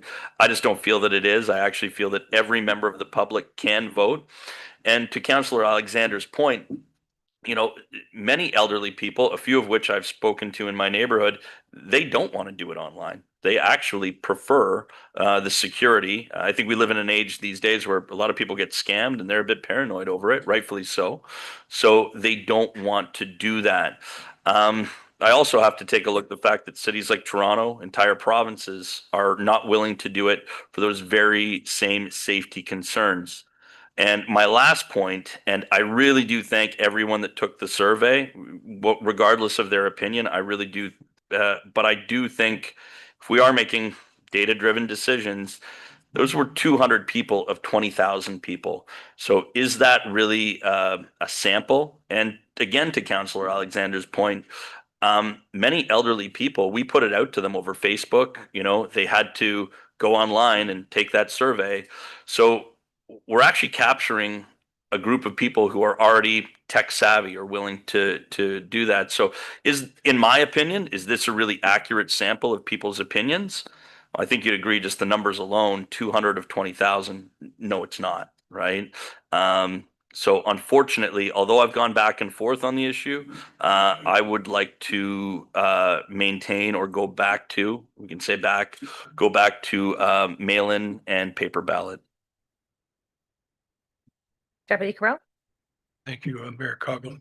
Excuse me. This is a resolution for the report to be received as information. I didn't know if we were going to be actually voting on it. As you know, my concern has always been the integrity of the voting process. And as I'd mentioned in the past, in 2018, I voted in person, so I was unaware of how the online voting was actually being done. In 2022, other than the help locations, that were provided in advance for 75 hours, I think was the figure given. It wasn't as it had been prior to that, where we actually had advanced polls where members of the public would be able to go and cast their vote. But it's the security issue that I'm concerned with, because our past practice has been to send out a unique voter card, and then whoever happens to have that card would just sit in front of a computer, punch in the unique number, and they'd be voting. Nobody at the other end of that computer had any idea who was actually doing the voting. We would assume that it would be the person that was entitled to vote. So at that point in time, what that said to me is that this municipality did not put anything in place to verify, challenge, or arrange for any kind of a verification process for the people who were casting these remote votes. That was my concern. Now, we talk about date of birth. Well, where's this date of birth going to come from? We talk about three-factor authentication, which sounds pretty good. And that's my concern. It's not I'm against remote voting. What I'm struggling with is that we cannot guarantee or ascertain that the person who's casting that vote is who they say they are, or that they're not being coerced to vote. 2025 election in Quebec, they ran a pilot project with several municipalities for remote voting, and not a single vendor was able to meet their security specifications, so they canceled it. And a lot of municipalities are now looking back at whether or not they're in a position to move forward with remote voting. Some of them aren't questioning it like we are.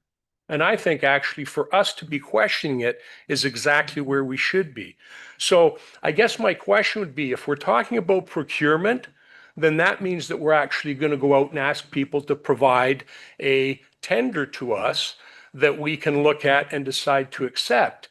The problem with that is, as a council, we should really know, maybe we should be looking for vendors to provide us with some interest in providing the service, and tell us what type of security measures they can put in place to satisfy the concerns of this council, as far as ensuring that the person who's casting the vote is the person who's entitled to cast the vote.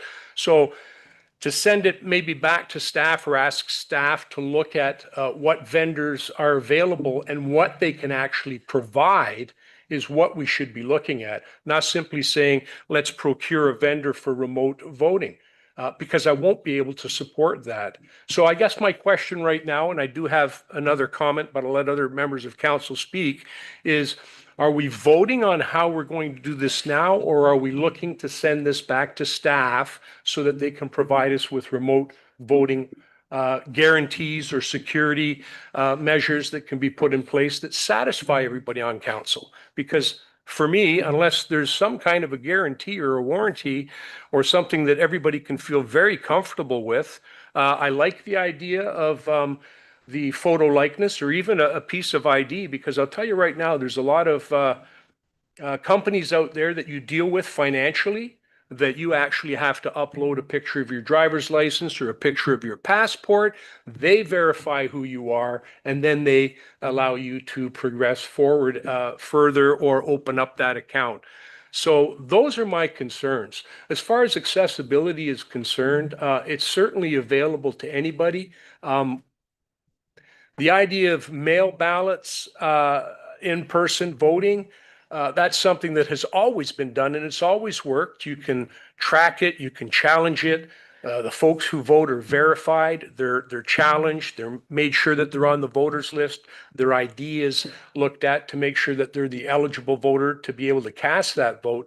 But I think the important part there is that this whole idea of accessibility can be easily surmounted and accommodated with the mail-in ballot, where folks would just contact the municipality and be vetted, and then sent a unique number with their voter ballot, and they can send it back in, postage paid or whatever. So those are my concerns. So if we're voting on it tonight, I wouldn't be able to support it. And as I said, I do have another comment, but I need to have that particular piece decided by council. If you're voting on it tonight, I have some more to add. If you're prepared to wait for staff to come back with what these vendors can actually provide us. Because right now we're talking about what could be, what can be. I want to know what will be. And then I can decide whether or not it's secure enough that we should be moving forward, because there's too many variables for us to just go out and ask a vendor to provide, their tender on a procurement basis when we send it out there. So that's where I sit. And I will defer to Clerk McDonald for the resolution within. Thank you, Mayor Coughlin, and through you to council. Just to address the procurement issue, staff obviously absolutely willing to proceed as council directs.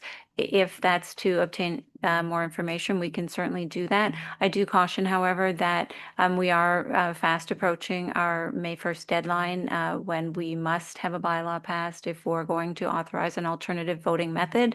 In addition, I would also caution with respect to the RFP process, there are certain risks. I don't pretend to be a procurement expert. However, I know there are certain obligations once you actually go out to tender that you award to someone. There's rules around that.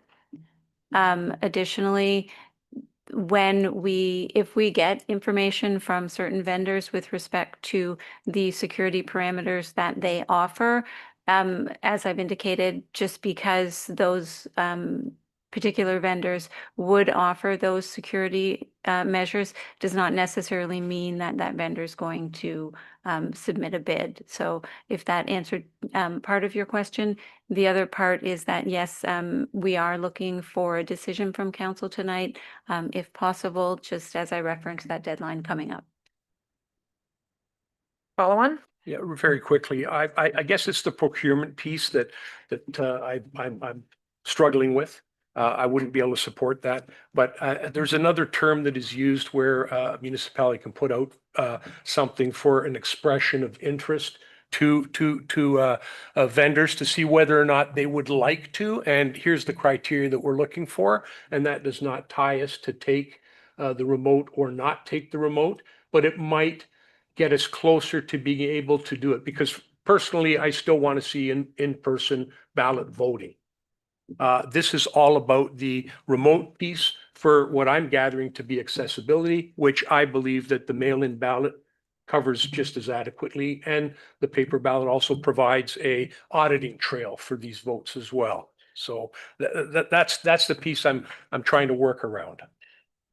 Thank you. And before I have the list here. I will defer to CO Forfar. If we can speak to the difference between an ROI and a request for quote and the deadline. So if we were to go out for an ROI first and get all the information back, what type of timeline? Is this the deadline for us to have a bylaw approved by this council in order to move forward through the election process? Could you elaborate on that, please? Through your research members of council, there's often a number of different processes you can do to sort of scout and look at different vendors out there through a professional procurement process that would be in line with our bylaw. The challenge is the timing on this one. The challenge is, I would suggest to council optically, looking at specific vendors through that process at this point in time. It's also getting well down the path. I will refer back to Clerk McDonald in terms of the timeline, but as we come against May 1, the election will have to be set through the Elections Act, and there will be no further options to explore with this is the challenge. Again, the timing, we will be 6 to 8 weeks going through a process like that. There's a terms of reference, there's a follow-up. It is a lengthy process to go through, is a challenge. At this point, we would respectfully request if there's a possibility for a decision this evening, so that one way or another staff can move forward with a fulsome RFP process and retain a vendor to move the election forward in whatever capacity that council desires. Thank you. And I do have Councillors Garwood, Moore, and Fisher. Before I do go back to Councillor Garwood, and I'll put Alexander. Just make my initial comments. For me, this is very quite straightforward. In the last election, our residents were given options. They could vote online, they could vote in phone, they could choose their method of voting. And they overwhelmingly chose to vote online or remotely. um, initiating this conversation over the last month or so. We often speak, when we speak about accessibility, we speak to seniors. And speaking with our youth, one conversation I had was about how this was, potentially not going to have an online option. And the person was just like, well, how else do you vote? Because their entire world is online. So it was very foreign to them. So as much as we like to say that, we'd have to have accessibility, I much question if residents, if our youth are required to determine how to purchase a stamp or how to put something in the mailbox. We have very, very many differing methods. And I think that offering the choice to the residents, give them the choice. It's their choice. If they trust it, it's their choice. They overwhelmingly, whether we had 200 or 3, we asked residents to come out. 200 participated online and less than 12 in person. So it's not that it was only an online option. There was options. And I think that if we're going to do I will choose to listen to the residents. They have illustrated through the last election and through every avenue that we have asked them through this entire process. They have asked for remote voting and they have utilized remote voting. Councillor Garwood, Moore, Fisher, Alexander. Thank you, Mayor Coughlin. I do want to take a step back as well when we talk about the options that are available to us and the options in which we utilized in 22 and partially in 18. We keep using the word remote, which is 100% true, but there very much is still an in-person voting option. And we need to remember that that is not being discussed. I think we always have to have that 100%. We talk about accessibility. Yes, there will be people, I can completely agree with the perspective. There will be people that will not feel comfortable sitting in their home, going through the process either alone, they're unable to, they don't have access to the internet, they don't have access to the technology available. That is also where the telephone option does come in, which it is more of a traditional, think of it as you're calling a telemarketer and you're on hold and you're clicking 1 for such and such, 2 for such and such, and entering in your various voting identification. But the in-person option, I believe it was roughly 460 or so, 474 people. So 8% of those that chose to vote in the 2022 election did choose to walk into one of those voter help centers. There was 5 of them over 10 days on election day. It was right here. And 474 of those people did choose to come in, and whether they needed to seek support or they just liked to vote in person, like I know lots of us do, that option still very much existed. 631 people chose to pick up the phone and call in. Again, another accessible option. And as we know, 4,600 people chose, over 80%, chose to do so at home. So again, we're not removing, or at least my hope is, we're not removing any of those options. We're actually enhancing. And while something I learned today, actually, I wasn't aware, council can't dictate or direct as to where and how an election is offered. We choose the method. We can't choose where the locations are and how many there are of them. Last time staff had 75.5 hours of available in-person voting. And I think that has to be the minimum, or at least that's my hope, is that only continues to increase and we continue to have more of an option for those that want to vote in person still can do so. Now, just made a couple notes on some of the conversation around the table. And I know there's been a lot of discussion about who does and does not use this. So we know, yes, there are cities like City of Toronto who do not utilize this type of method, but there's also very large cities, not only in this province, but in other provinces like Ajax, like Markham, like Burlington, like the City of Vaughan, and the City of Halifax, who has hundreds of thousands of people. And they utilize, in many forms, completely remote elections for their municipalities. Actually, more remote than what we have done here in Springwater. We also know that the majority of municipalities, based upon the data that's available in the reports, show across the province, across those 444 municipalities, are utilizing some version of remote voting. And as I mentioned earlier on, I believe there is only 4 municipalities in the county of Simcoe, at least at the time that the report was written, that did not utilize remote voting of some sort.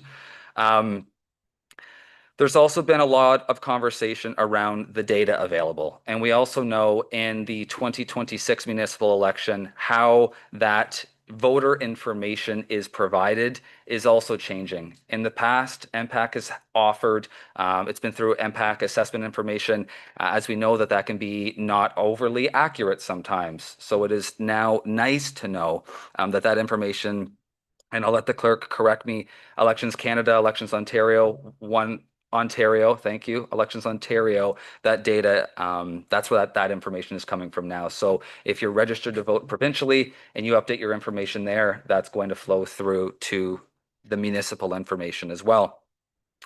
Secondary as well to that is the multi-authenticator discussion that has been ongoing. And I completely agree.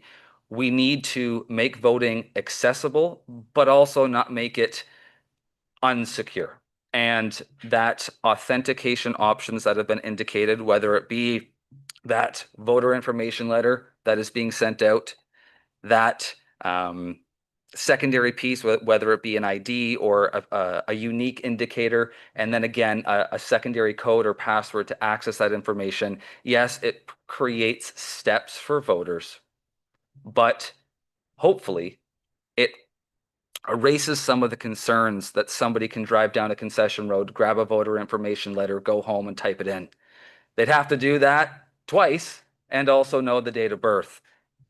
Also, a benefit of having some sort of electronic system is that information does have back-end data. There is IP addresses, there is resources that can be referenced upon should there be something nefarious, where let's say there's a mail-in ballot and the municipality is sending out mail-in ballots. A ballot goes in a mailbox. Somebody can drive down that same concession road in which there was concern from the previous meeting. And while it sounds far-fetched, it was the example that was utilized. Could take that ballot, could go home with your pencil, could mark that in and mail it from any mailbox in Springwater or anywhere. And it could come in and there's no way to trace that. There's no way to track that. There's no IP addresses. There's no digital footprint. So there's also that concern. So I think we can sit here and find an issue with every single method of voting. We can. And I said that to a member of council yesterday when having the same conversation. We can pick apart every piece. Does not mean that we ignore the concerns, but I think it means we have a responsibility here to find some leeway. So I'm hopeful. It seems like there's some support, at least with the multiple layers of authentication that could be available. Now, I can support going out for an ROI, but I also understand that every day that we push this along, our number of vendors that are available are becoming more limited. There is not hundreds of companies that do this type of work, and we are also getting closer and closer to that date. So I will do whatever is necessary to ensure that we have an accessible election. It is my hope that council can provide some firm direction tonight. I also want to be mindful. We also have an empty chair tonight, not to say that that stops us from making decisions, but all of council is not sitting here. And I know in the past that's been a concern with various conversations that everyone has their voice heard. I'll leave it there for now.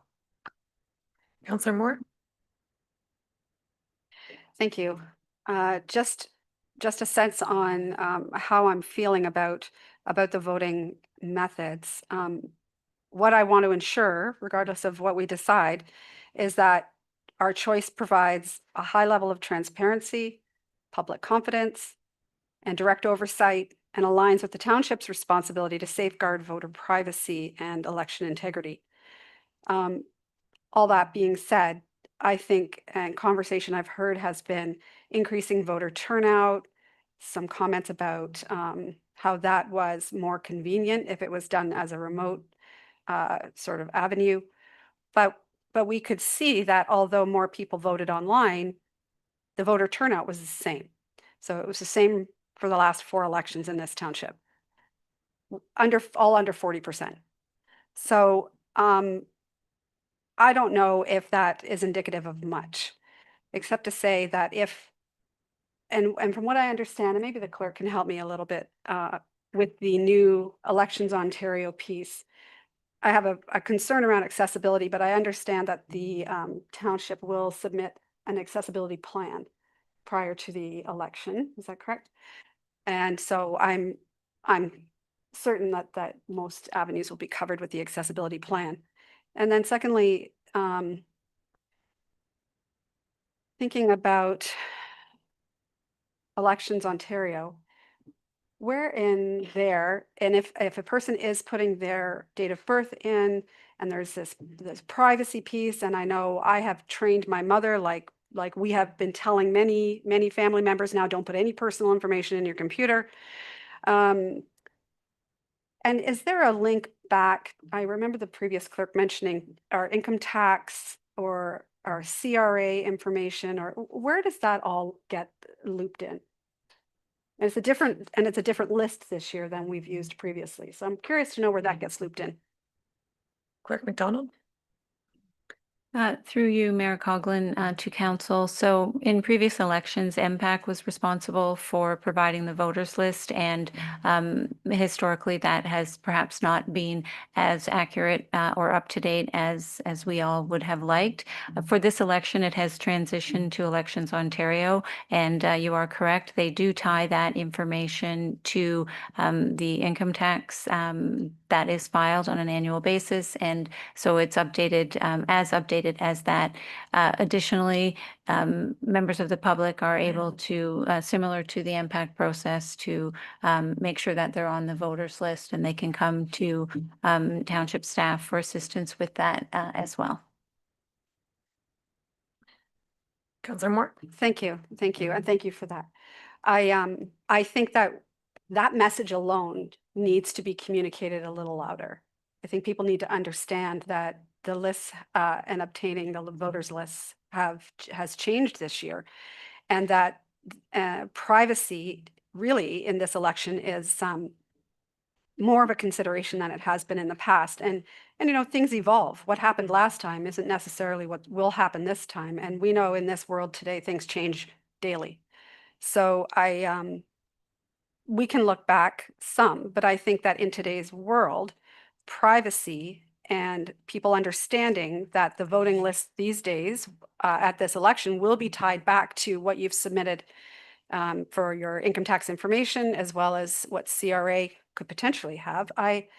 But I am amenable to looking maybe at more authentication if that's possible, or something that makes me feel secure and ensures the township's responsibility in ensuring the voter privacy and election integrity. So I wouldn't be opposed to going out to that, maybe potentially that company that you mentioned. I'd like to know the cost as well. Councillor Fisher? When I take a look at one versus the other, I really just think it's a question of convenience for the public.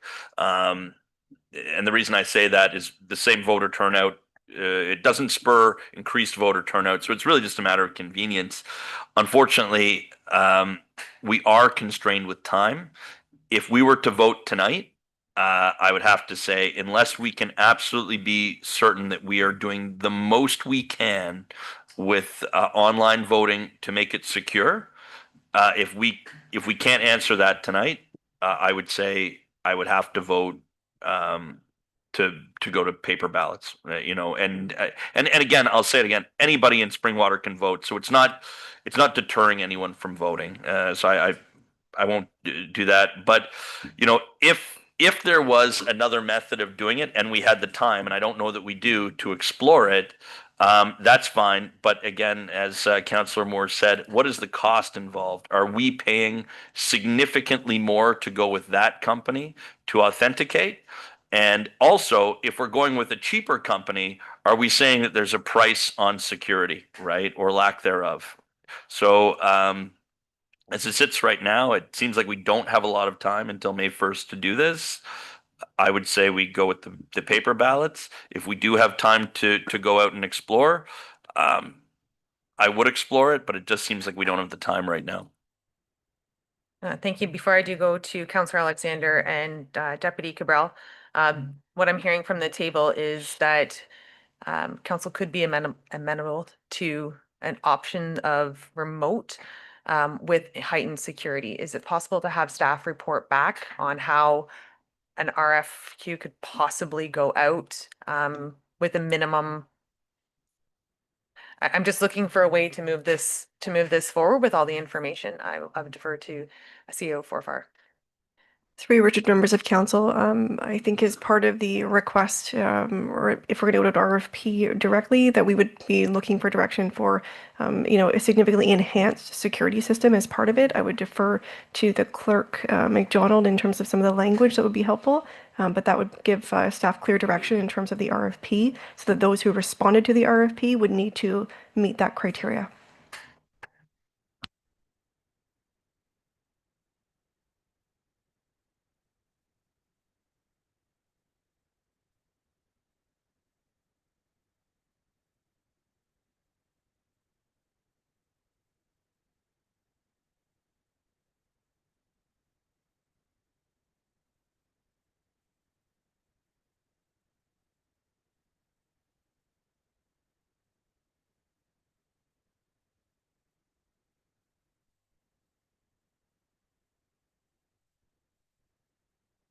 Clerk McDonald? Thank you, Mayor Coughlin, and through you to the rest of council.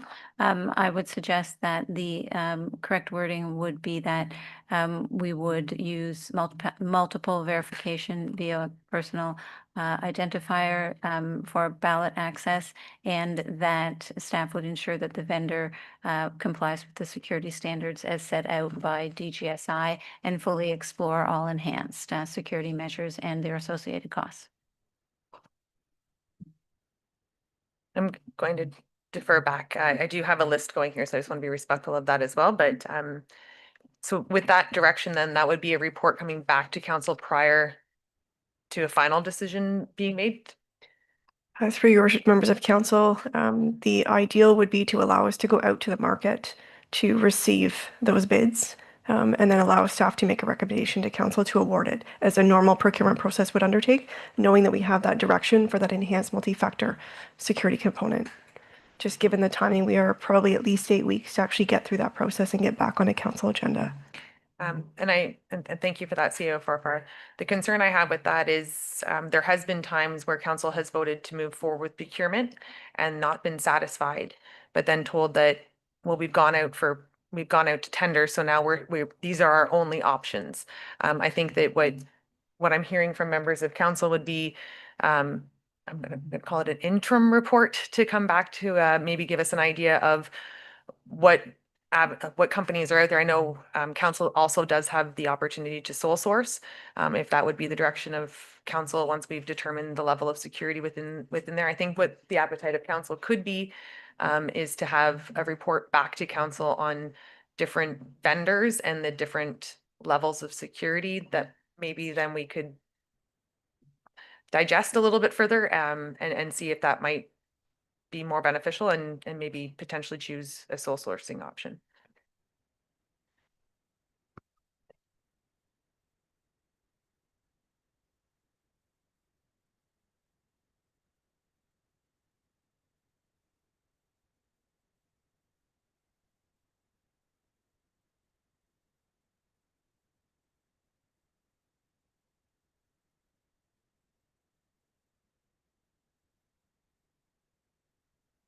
Through your worship, members of council, we would probably be looking to do an expedited process then in terms of an expression of interest.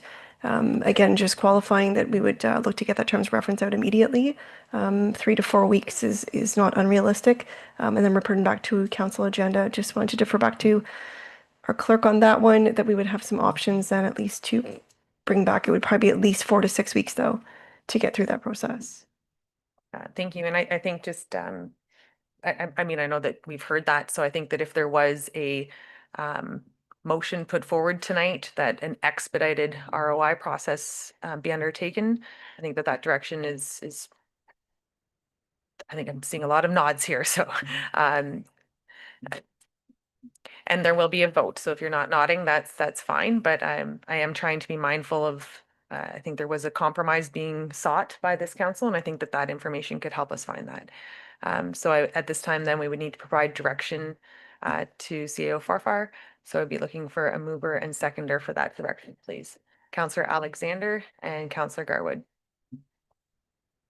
And this is simply for direction. It's not a deferral of what's being put in front of us tonight. It's seeking additional information.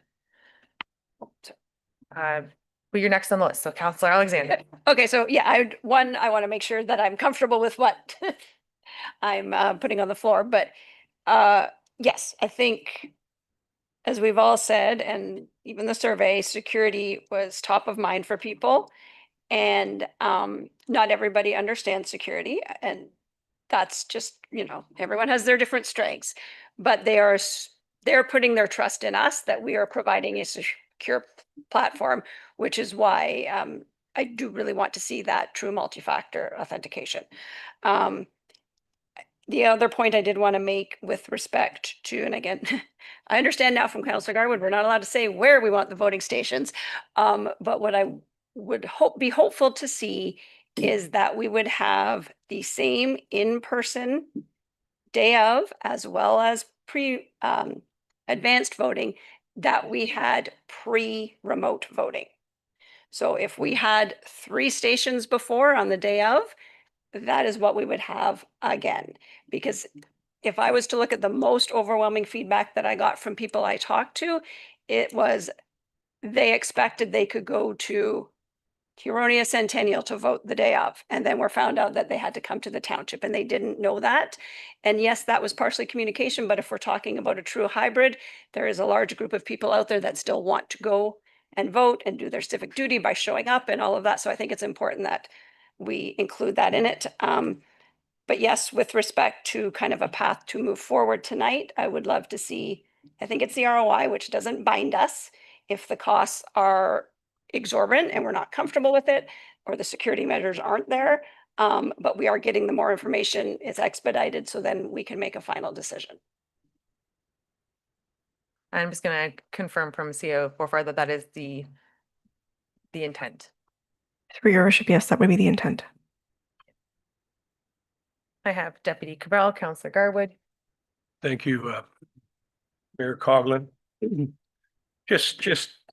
I guess what I'm going to go is, if we step back to prior to 2018, we didn't have 3 voting stations advance. We had advanced polls where people could vote, and on voting day, we had several locations where people could cast their ballot. In 2022, one of the biggest problems we ran into is people were waiting for election day to vote, and there was no polling stations for them to vote at. So this whole concept of 90% of the people voting remotely, they had no other option. That was the only way they could vote. So I think it's very misleading to say that 90% of the people wanted to vote remotely and that was their choice or their preference. No, it wasn't. What ended up happening is there was no election day polling stations. They were unable to vote in person. And that's why they had to vote remotely. So might have even contributed to fewer people. But I'm sitting here listening about how we're going to try and accommodate moving down the road to get this. And we've been told it's going to be tough. Vendors might not want to take us. I would just assume that we vote tonight for in-person voting, paper ballots, and mail-in ballots. And then if the RFP comes back that there's an opportunity to, or not RFP, but ROI comes back that there's an opportunity at a reasonable cost to also implement the remote, then maybe we can look at that too. But since we're going to be voting on this, and I did actually didn't know we were, but I would like to read something that I put together, and I reviewed the survey, and I just want folks to understand that this isn't about not letting people vote. This is about letting people vote in a very secure, traceable, auditable fashion, which is what people want. They want trust in the system. And quite frankly, they've had blinders on because the last two elections, we didn't have any security at all, unfortunately. So as we decide how Springwater will conduct the 2026 municipal election, I want to speak plainly about why I cannot support continuing remote computer, mobile device, and telephone voting. We've heard repeatedly that remote voting increases turnout and that 90% of voters used it in 2022. But let's be honest with ourselves and with the public. In 2022, remote voting was the only option. There was no in-person voting on election day, so citing that 90% figure as evidence of preference is misleading. It simply reflects the fact that residents had no alternative. And what about the other 10%? Well, they voted in person at the advanced polls where they provided identification, were registered, and validated to cast their vote. When we look at turnout, the real measure of engagement, it remains stagnant in both 2018 and 2022, despite remote voting being available. The promise that remote voting would increase participation has not been realized. But turnout is only part of the issue. The more serious concern is the integrity and security of the voting process. In both 2018 and 2022, voters received a card with a code and a web portal or phone number. That was their entire authentication process. There was no identity verification, no challenge mechanism, no way to confirm that the person entering the code was the eligible elector, and no way to ensure that the vote was cast freely and without coercion. And residents have noticed from the public survey that Springwater used to engage with residents, we heard there is zero accountability if people are not voting in person. Our family was given an extra vote last election. I do not trust the electronic format at all. More security is needed. Safeguards were not in place. The big question not discussed is voter confidence in the security of each message. These are not fringe concerns. These are real residents expressing real doubts about the integrity of the remote voting. We also heard from residents who supported remote voting because of the convenience or mobility challenges. And I certainly want to acknowledge those voices as well. Accessibility matters, but accessibility cannot come at the expense of security, identity verification, or public trust, particularly when options of mail-in ballots with their inherent security measures they present is available. And importantly, many residents who supported accessibility also said, make sure it's accessible but secure. You need to articulate the security of the process regardless of the method. What safeguards are in place to guarantee this is trusted? Even supporters of remote voting are asking for security assurances that simply cannot be provided with technology being available today. We also heard concerns about coercion and household voting. One family member could vote for everyone, someone wrote. Not a true indication of the election, someone else wrote. Remote voting takes place in uncontrolled environments. We cannot guarantee secrecy, we cannot guarantee independence, nor can we guarantee freedom from pressure. And we cannot ignore the cybersecurity risks, credential theft, malware, denial of service attacks, and vendor system vulnerabilities. Municipalities do not have the cybersecurity infrastructure of the provincial or federal governments, and even those two governments have chosen not to use remote voting. The Government of Canada does not use remote voting. The Government of Ontario does not use remote voting. And Quebec canceled its own 2025 remote voting pilot because no vendor could meet the required security threshold. If a province cannot secure remote voting, we should not pretend that our municipality can. Now, some residents expressed concerns about accessibility, transportation, mobility, and convenience. Those concerns are quite valid. That's why I'm advocating for in-person voting supported by mail-in ballots, a standard model used successfully across Canada. Mail-in ballots provide accessibility for seniors, residents with disabilities, caregivers, shift workers, students away at school, residents without transportation. And they do so with identity verification, chain of custody controls, and scrutineering, safeguards remote voting simply cannot provide. In-person paper ballots remain the most transparent, auditable, and trusted method of voting.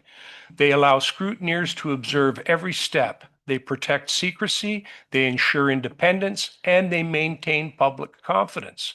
Folks, elections must not only be secure, they must be perceived as being secure. When residents question the integrity of the process, when they report extra voter cards, when they express distrust in electronic systems, when they ask for stronger safeguards, we have a responsibility to listen. For all these reasons, stagnant turnout, lack of identity verification, vulnerability to coercion, cybersecurity risks, provincial precedent, and the concerns raised directly by our own residents, I'm really saying we need to go back to the verifiable in-person ballots with mail-in ballots available for those who need them. It's not about resisting technology. It's about protecting the integrity of our elections and maintaining the trust of the people we serve. We first talked about this back in the fall. And at that time, I raised the question of the security issue with remote voting. We then came back in December and basically looked at the same report that was presented to us in the fall. I again raised that issue. We kicked it down the table again, and now we find ourselves here after public engagement, and I quoted some of the things there, and I will give Councillor Garwood some credit for putting the slides up on the board as well and illustrating that people did want that choice. But the mail-in ballot and the in-person ballot satisfies the concerns of everybody who might want to vote, doesn't want to come out. They can get a mail-in ballot, and there are controls in place for that mail-in ballot. Because if you ask for one and you don't get it, you're the one who asked for it, you'll reach back out. So, you know, as much as I'd like to say, let's do it down the road, I think tonight I would like to see us say that we're going to have in-person voting with mail-in ballots and put out the ROI. And if somebody does come back, because I have a sneaking suspicion that when we get to the type of verification system that is going to satisfy this council, because Quebec wasn't satisfied with any of them, I don't think we're going to be able to afford it. Thank you. And before I do move to everyone, I will remind council that we do have direction on the floor that has been moved and seconded. And just for public record, to suggest that there was no security at all in the Springwater election is a bold statement and one that I highly disagree with. I think that our team here did an incredible job running an integral election. I think also to say that there was no in-person voting on election day is also not correct. So again, putting out those misleading facts that's incorrect. We do have the amendment on the floor, or sorry, not the amendment, the direction on the floor, and this is for an expedited ROI to come back. Should you choose not to want that information, that's fine. I think that we are looking for a compromise here to provide these. We could get that back, and it's not gonna, like you said, it's either gonna cost too much or it's gonna be prohibitive, so we can say no, thank you, and come back to a different vote at a different time. I have Councillor Garwood, Councillor Fisher, Councillor Moore, and Councillor Alexander. So this is very important. This is extremely, extremely important. So I'm not suggesting that the conversation end. I am asking that the conversation continue at another time with more information. We are asking for information on remote secure to continue, like to get that information and then continue the conversation. I'm happy to have a bio break and then continue this as we go on. Or we're going to have a bio break. So at this time, council, we will take 10, 7, if we can come back to the amendment that's on the floor. Thank you.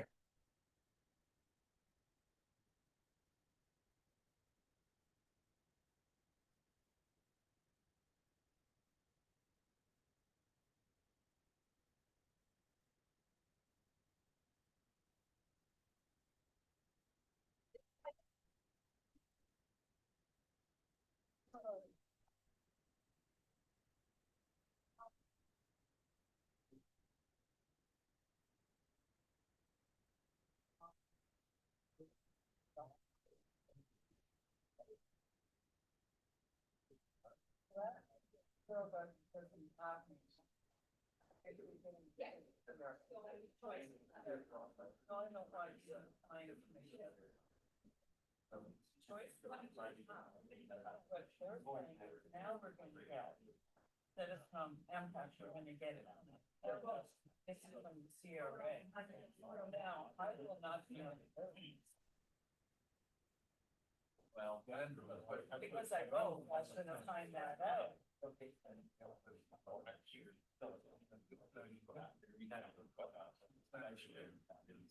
Or you? Yeah. Yeah, why not? Who's not there? Hey, Brad, wait for the question. It's the same thing I found in the same for that, and you know.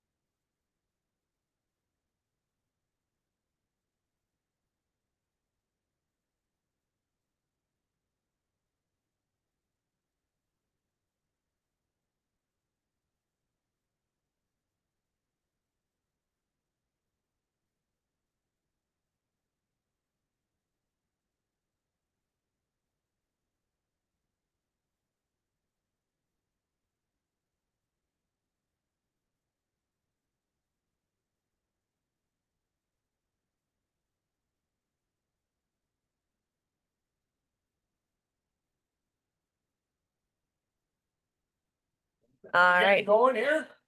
We don't have quorum.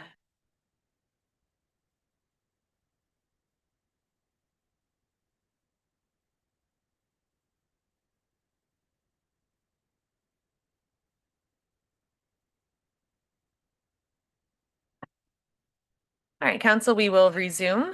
We do have a motion on the floor, and as per Clerk McDonald's suggestion, it would be that the original motion be referred to staff to include the ROI expedited information to be returned back. Anything further on that? Councillor Garwood. Thank you, Mayor Coughlin. And I'm assuming as a part of that ROI, of course, there will be a full costing along with the security piece. And I think we should just specifically highlight that should this direction move forward, council is seeking the three-factor authentication. I think that is a sticking point for many, and I think that is a non-negotiable if I might say myself. So anyway, I have other things to mention. I won't go there right now because we've talked about this at length, but we do have examples of base costing that has been included in the reports. Yes, I'm not sure of the specifics, whether three-factor authentication is already quoted within the costing, but we do know that the remote electronic and in-person electronic voting is the cheapest option, or at least what was been presented to council and the public so far at $4.61 per elector. And then it goes up from there. So anyway, I'll end there. Thank you. And I do see CAO Forfar is nodding at that for us. So council, I do think that this is what I would call a compromise. We did go out to the public. The public has spoken. They have suggested that they do want the remote option. So I think that this is us doing our diligence to ensure that we are being mindful of what the community wants and still providing that safeguard. So we do have the motion on the table. Anything further? All those in favor? And that has carried. Oh, sorry. And I'm going to rephrase that. To receive the report and direct staff to return with the ROI with the parameters that we have discussed this evening. And I'll ask for the vote one more time. All those in favor? And that has carried.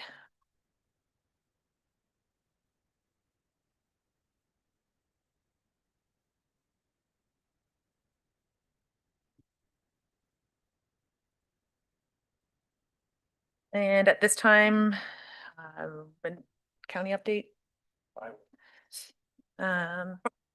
Councillor Moore, would you like to do a county update? No. No. I know Councillor Moore is going to be doing back-to-back, so I appreciate your being an alternate for that. We now will move on to notices of motion. I do have one from Councillor Moore. This is for the municipal updates. Couldn't just let me keep going. Okay. Municipal updates. Councillor Garwood. Thank you, Mayor Coughlin. I have a few items, and Councillor Thompson has also sent me a few items that he would like me to mention on his behalf, as he is unable to be here today. So the items that I wanted to mention was, I already noted it earlier on, but the BIA is having its annual general meeting and open house on February the 19th at 5:30 p.m. in Elmville. Again, a great opportunity to come out, learn about the BIA, and get to connect with the business community. I also think it's important to mention that there's been it's been a challenging time in Springwater the past few weeks. There's been many people, including former Mayor Allen and other members of the community who have unfortunately passed. I would like to take this opportunity, and this is something that I've shared with the Belcourt family, and I've shared online as well, regarding the passing of Linda Belcourt. As we know, Linda was a friend to many and someone that I personally had immense respect for. She was a community-minded leader who gave so much of herself to our village and to our township, always standing up for what was right and never backing down, especially when it came to advocating for our community. Through Linda's work with the Springwater News, later renamed the North Simcoe Springwater News, Linda demonstrated a strong commitment to keeping residents informed, asking the tough questions, and ensuring local voices were heard, and was obviously a longtime supporter of this township. Linda believed in accountability, transparency, and the importance of community dialogue. I greatly respected her as a business owner and a publisher, and even more so for someone who genuinely cared about the future of our community. Linda's dedication extended far beyond her professional work. She was deeply passionate about giving back, and her involvement with the Elmvale Lioness Group reflected her generous spirit and unwavering commitment to service. Again, my heartfelt condolences go out to the Belcourt family at this time. Again, I know it's been a challenging time for many in the community. A few other items I did want to mention. Recently, the township has provided both donations from this table to both various Lions Club organizations and the food bank. So I wanted to thank council for those initiatives. That's a special thing. I'm glad to see the discretionary fund being utilized. I think for what its true purpose is giving back to the community. So thank you to members of council for that. I also wanted to congratulate the Springwater Public Library and Elmvale for reopening the basement. It sounds silly, but the library, that space has been inaccessible for 6+ months due to a flood in the basement, and that project has now been completed, and the space has been opened back up to community groups, which are very happy about it and pleased. So I wanted to congratulate them. And the last item that I wanted to note was the Elmvale Community Recreation Association is having a Family Day free skate at 10 a.m. and it's Elmvale Harvesters themed. So the Harvesters will be out on the ice with families and a great opportunity to come on out to the Elmvale Arena and participate for free on Family Day. Moving to Councillor Thompson's items. From Councillor Thompson, he indicates a big shout out to 15-year-old golf phenom Chloe Hesberger. Chloe is a resident of Anton Mills and has been one of the 8 youth selected to represent Team Canada in the upcoming Three Nations Cup, February 14th to 16th in California. Hosting the event in Future Champions Golf and her qualifying for the tournament is a huge honor, and we congratulate her, and he says, "Go, Chloe, go."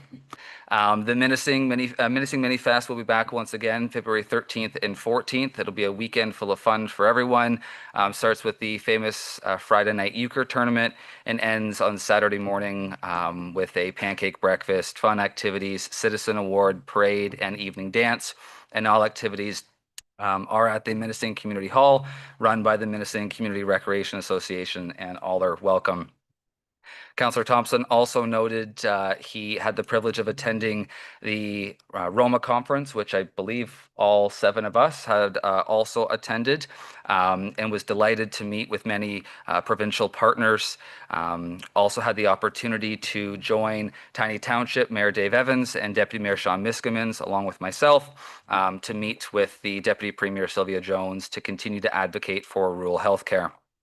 And the last thing that Councillor Thompson noted was the many great sessions and information that he had participated and attended at Roma. His favorite one was titled "Getting Accurate Information to Residents." And he said it was refreshing to learn that we are not the only ones ensuring in this world of vast communication that we get accurate and truthful information out to our residents. It is so important, and he found it very informative. Thank you. Councillor Moore? Thank you. I wanted to say with a lot of excitement that the Grenfell Community Center ice is in, and it hasn't been for a year or two that great. It hasn't been good weather for ice, but so much excitement in the community. The Zamboni is out and running. They've got a good crew of volunteers. They've got a good schedule, and just encouraging everybody to come out and use the ice, because if you don't use it, you lose it. So please come. Councillor Alexander? Thank you. So this isn't necessarily a council event, but I did want to make a call out because I know many of us did attend. I think it was 2 weeks ago, the Spring family hosted a thank you for Edwin Espinal, his wife Karen Spring, the Spring family, and the entire community of Simcoe that supported the initiative of freeing Edwin. It was just a remarkable event, a remarkable story. And as I said to Mr. Spring after the event, that he has a truly remarkable family to advocate this type of change. And it shows that your voice does matter. which I think is important for people, and especially conversations up here tonight about elections, about democracy. That is what they were fighting for. So thank you so much for allowing us to attend such an amazing event. And thank you so much to all of the people that were a part of that whole advocacy. It's truly remarkable.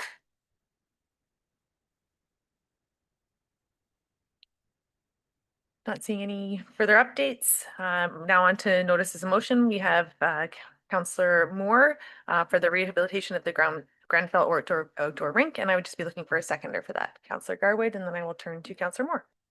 Thank you, Mayor Coughlin. Just a request to staff or that staff be directed to investigate and report on the rehabilitation of the Grenfell outdoor rink, including but not limited to replacement of rink boards and fencing, outlining detailed costing of required repairs and replacement for council's consideration. Funding would be coming from, oh, Mr. Bedard's gone. So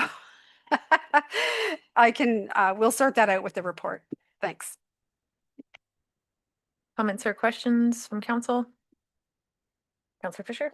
Quick comment. I actually had the pleasure of going down one evening with a volunteer from our rink and seeing the Grenfell rink.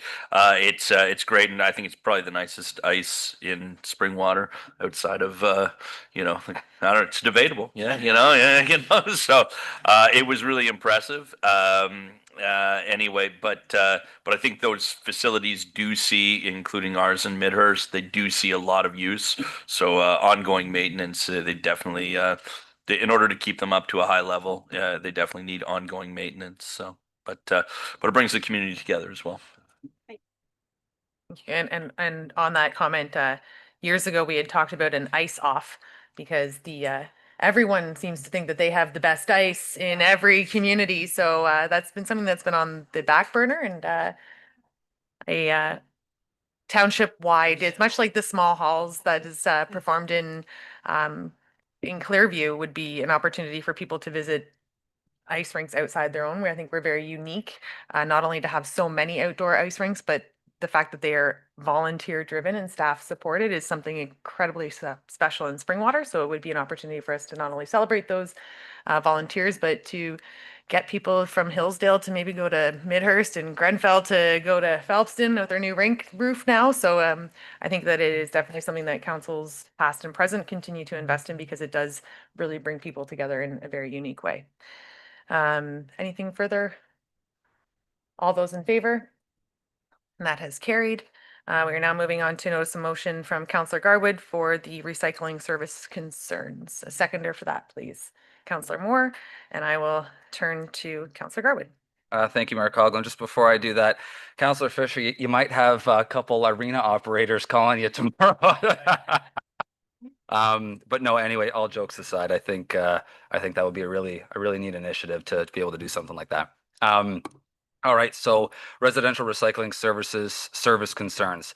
Whereas the province of Ontario enacted Blue Box Regulation, Ontario Regulation 391/21, which assigns responsibility for the end-of-life management of paper products and packaging to producers, including the establishment and operation of Blue Box collection systems effective January 1st, 2026. Whereas of January 1st, 2026, the County of Simcoe ceased responsibility for curbside residential recycling collection and recycling services within the Township of Springwater are now delivered through Circular Materials and its contracted service provider, Emterra Environmental. And whereas Township of Springwater residents have reported concerns regarding miscollections, inconsistent service delivery, inadequate communication, and a lack of clarity regarding accountability and complaint resolution processes. And whereas while the province has assigned responsibility for the management and funding of recycling programs to producers, the County of Simcoe continues to play a role in local waste management planning, public communication, and coordination during the transition to the producer recycling system.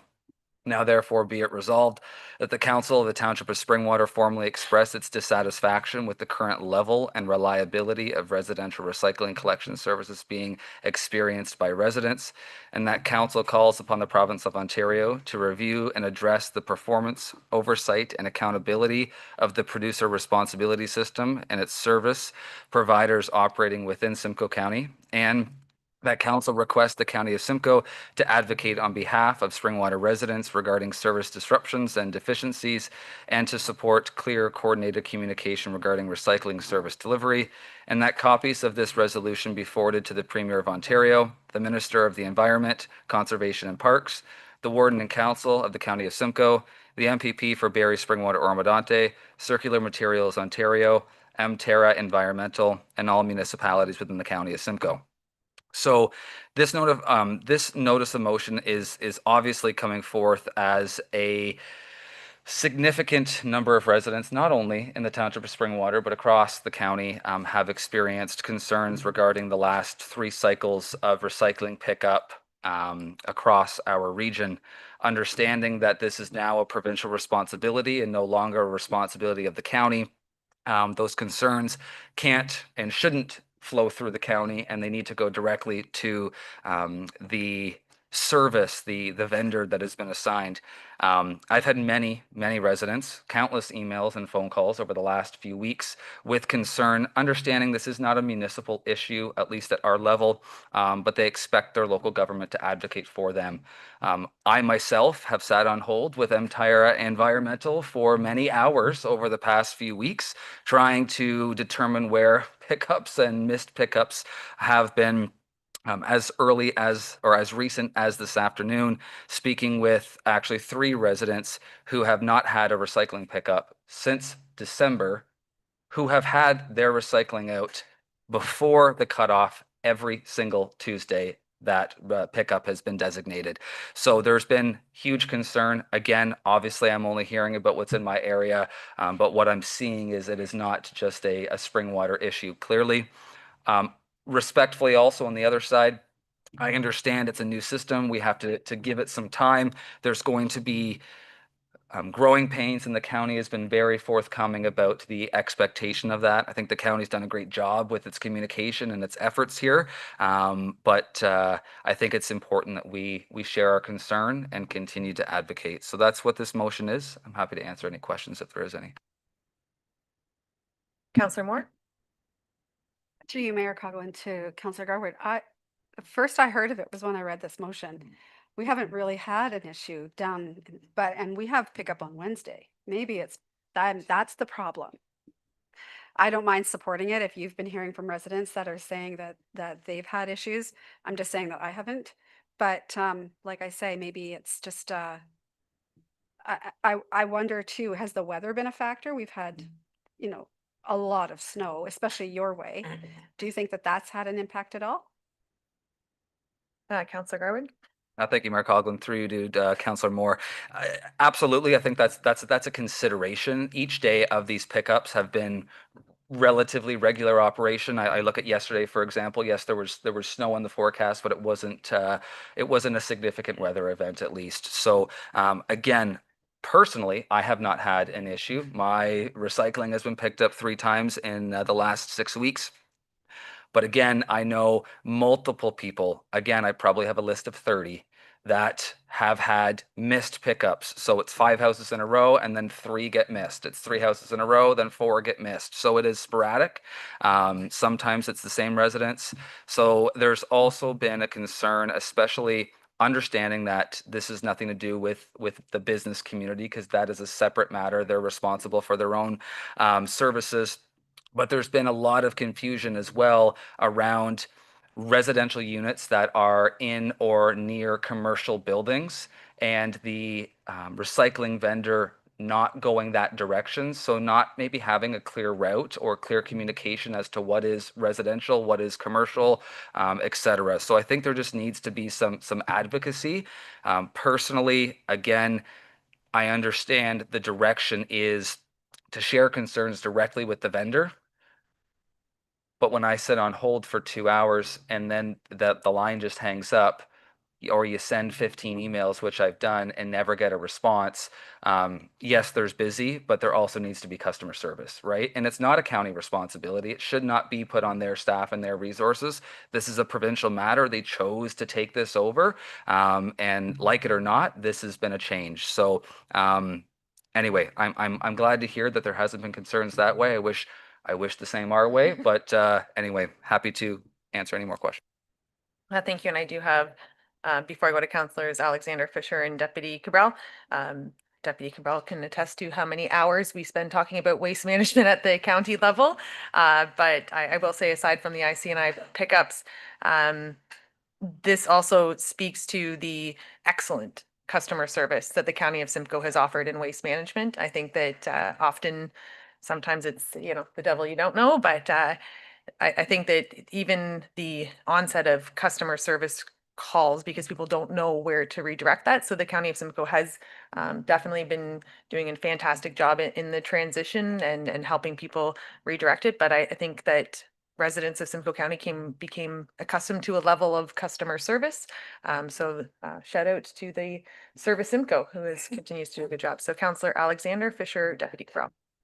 I'll keep this quick. Thank you for bringing it forward, Councillor Garwood. I have had complaints myself and have witnessed, again, the same of just random sections of the township missing streets, whatever they're doing. So I think it's important we pass that along to the province. I think, unfortunately, this is another example of potentially the provincial government putting the cart before the horse, in that they didn't fully go through the logistics before they implemented legislation, which is not the way you're supposed to do things in my mind. Yeah, I think it's important. And I think it shouldn't be on the resident to have to call a private vendor. This should go to the provincial government. They're the ones that legislated it. Councillor Fisher? Yeah, initially I thought maybe it would be a bit premature to send a letter to them.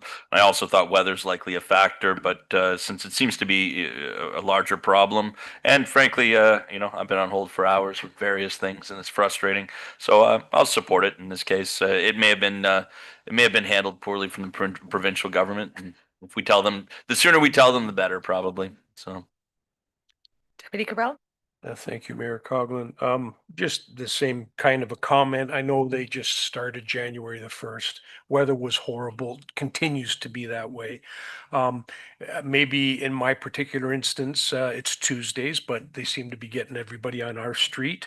I think it's a glorious waste of cash, to be honest with you, because we've got a Simcoe County truck coming around, although there is some modest savings because the truck's only picking up organics. It's not picking up both and having to empty and stuff. But at the same time, county did invest some money in our landfill areas to accommodate the recycling.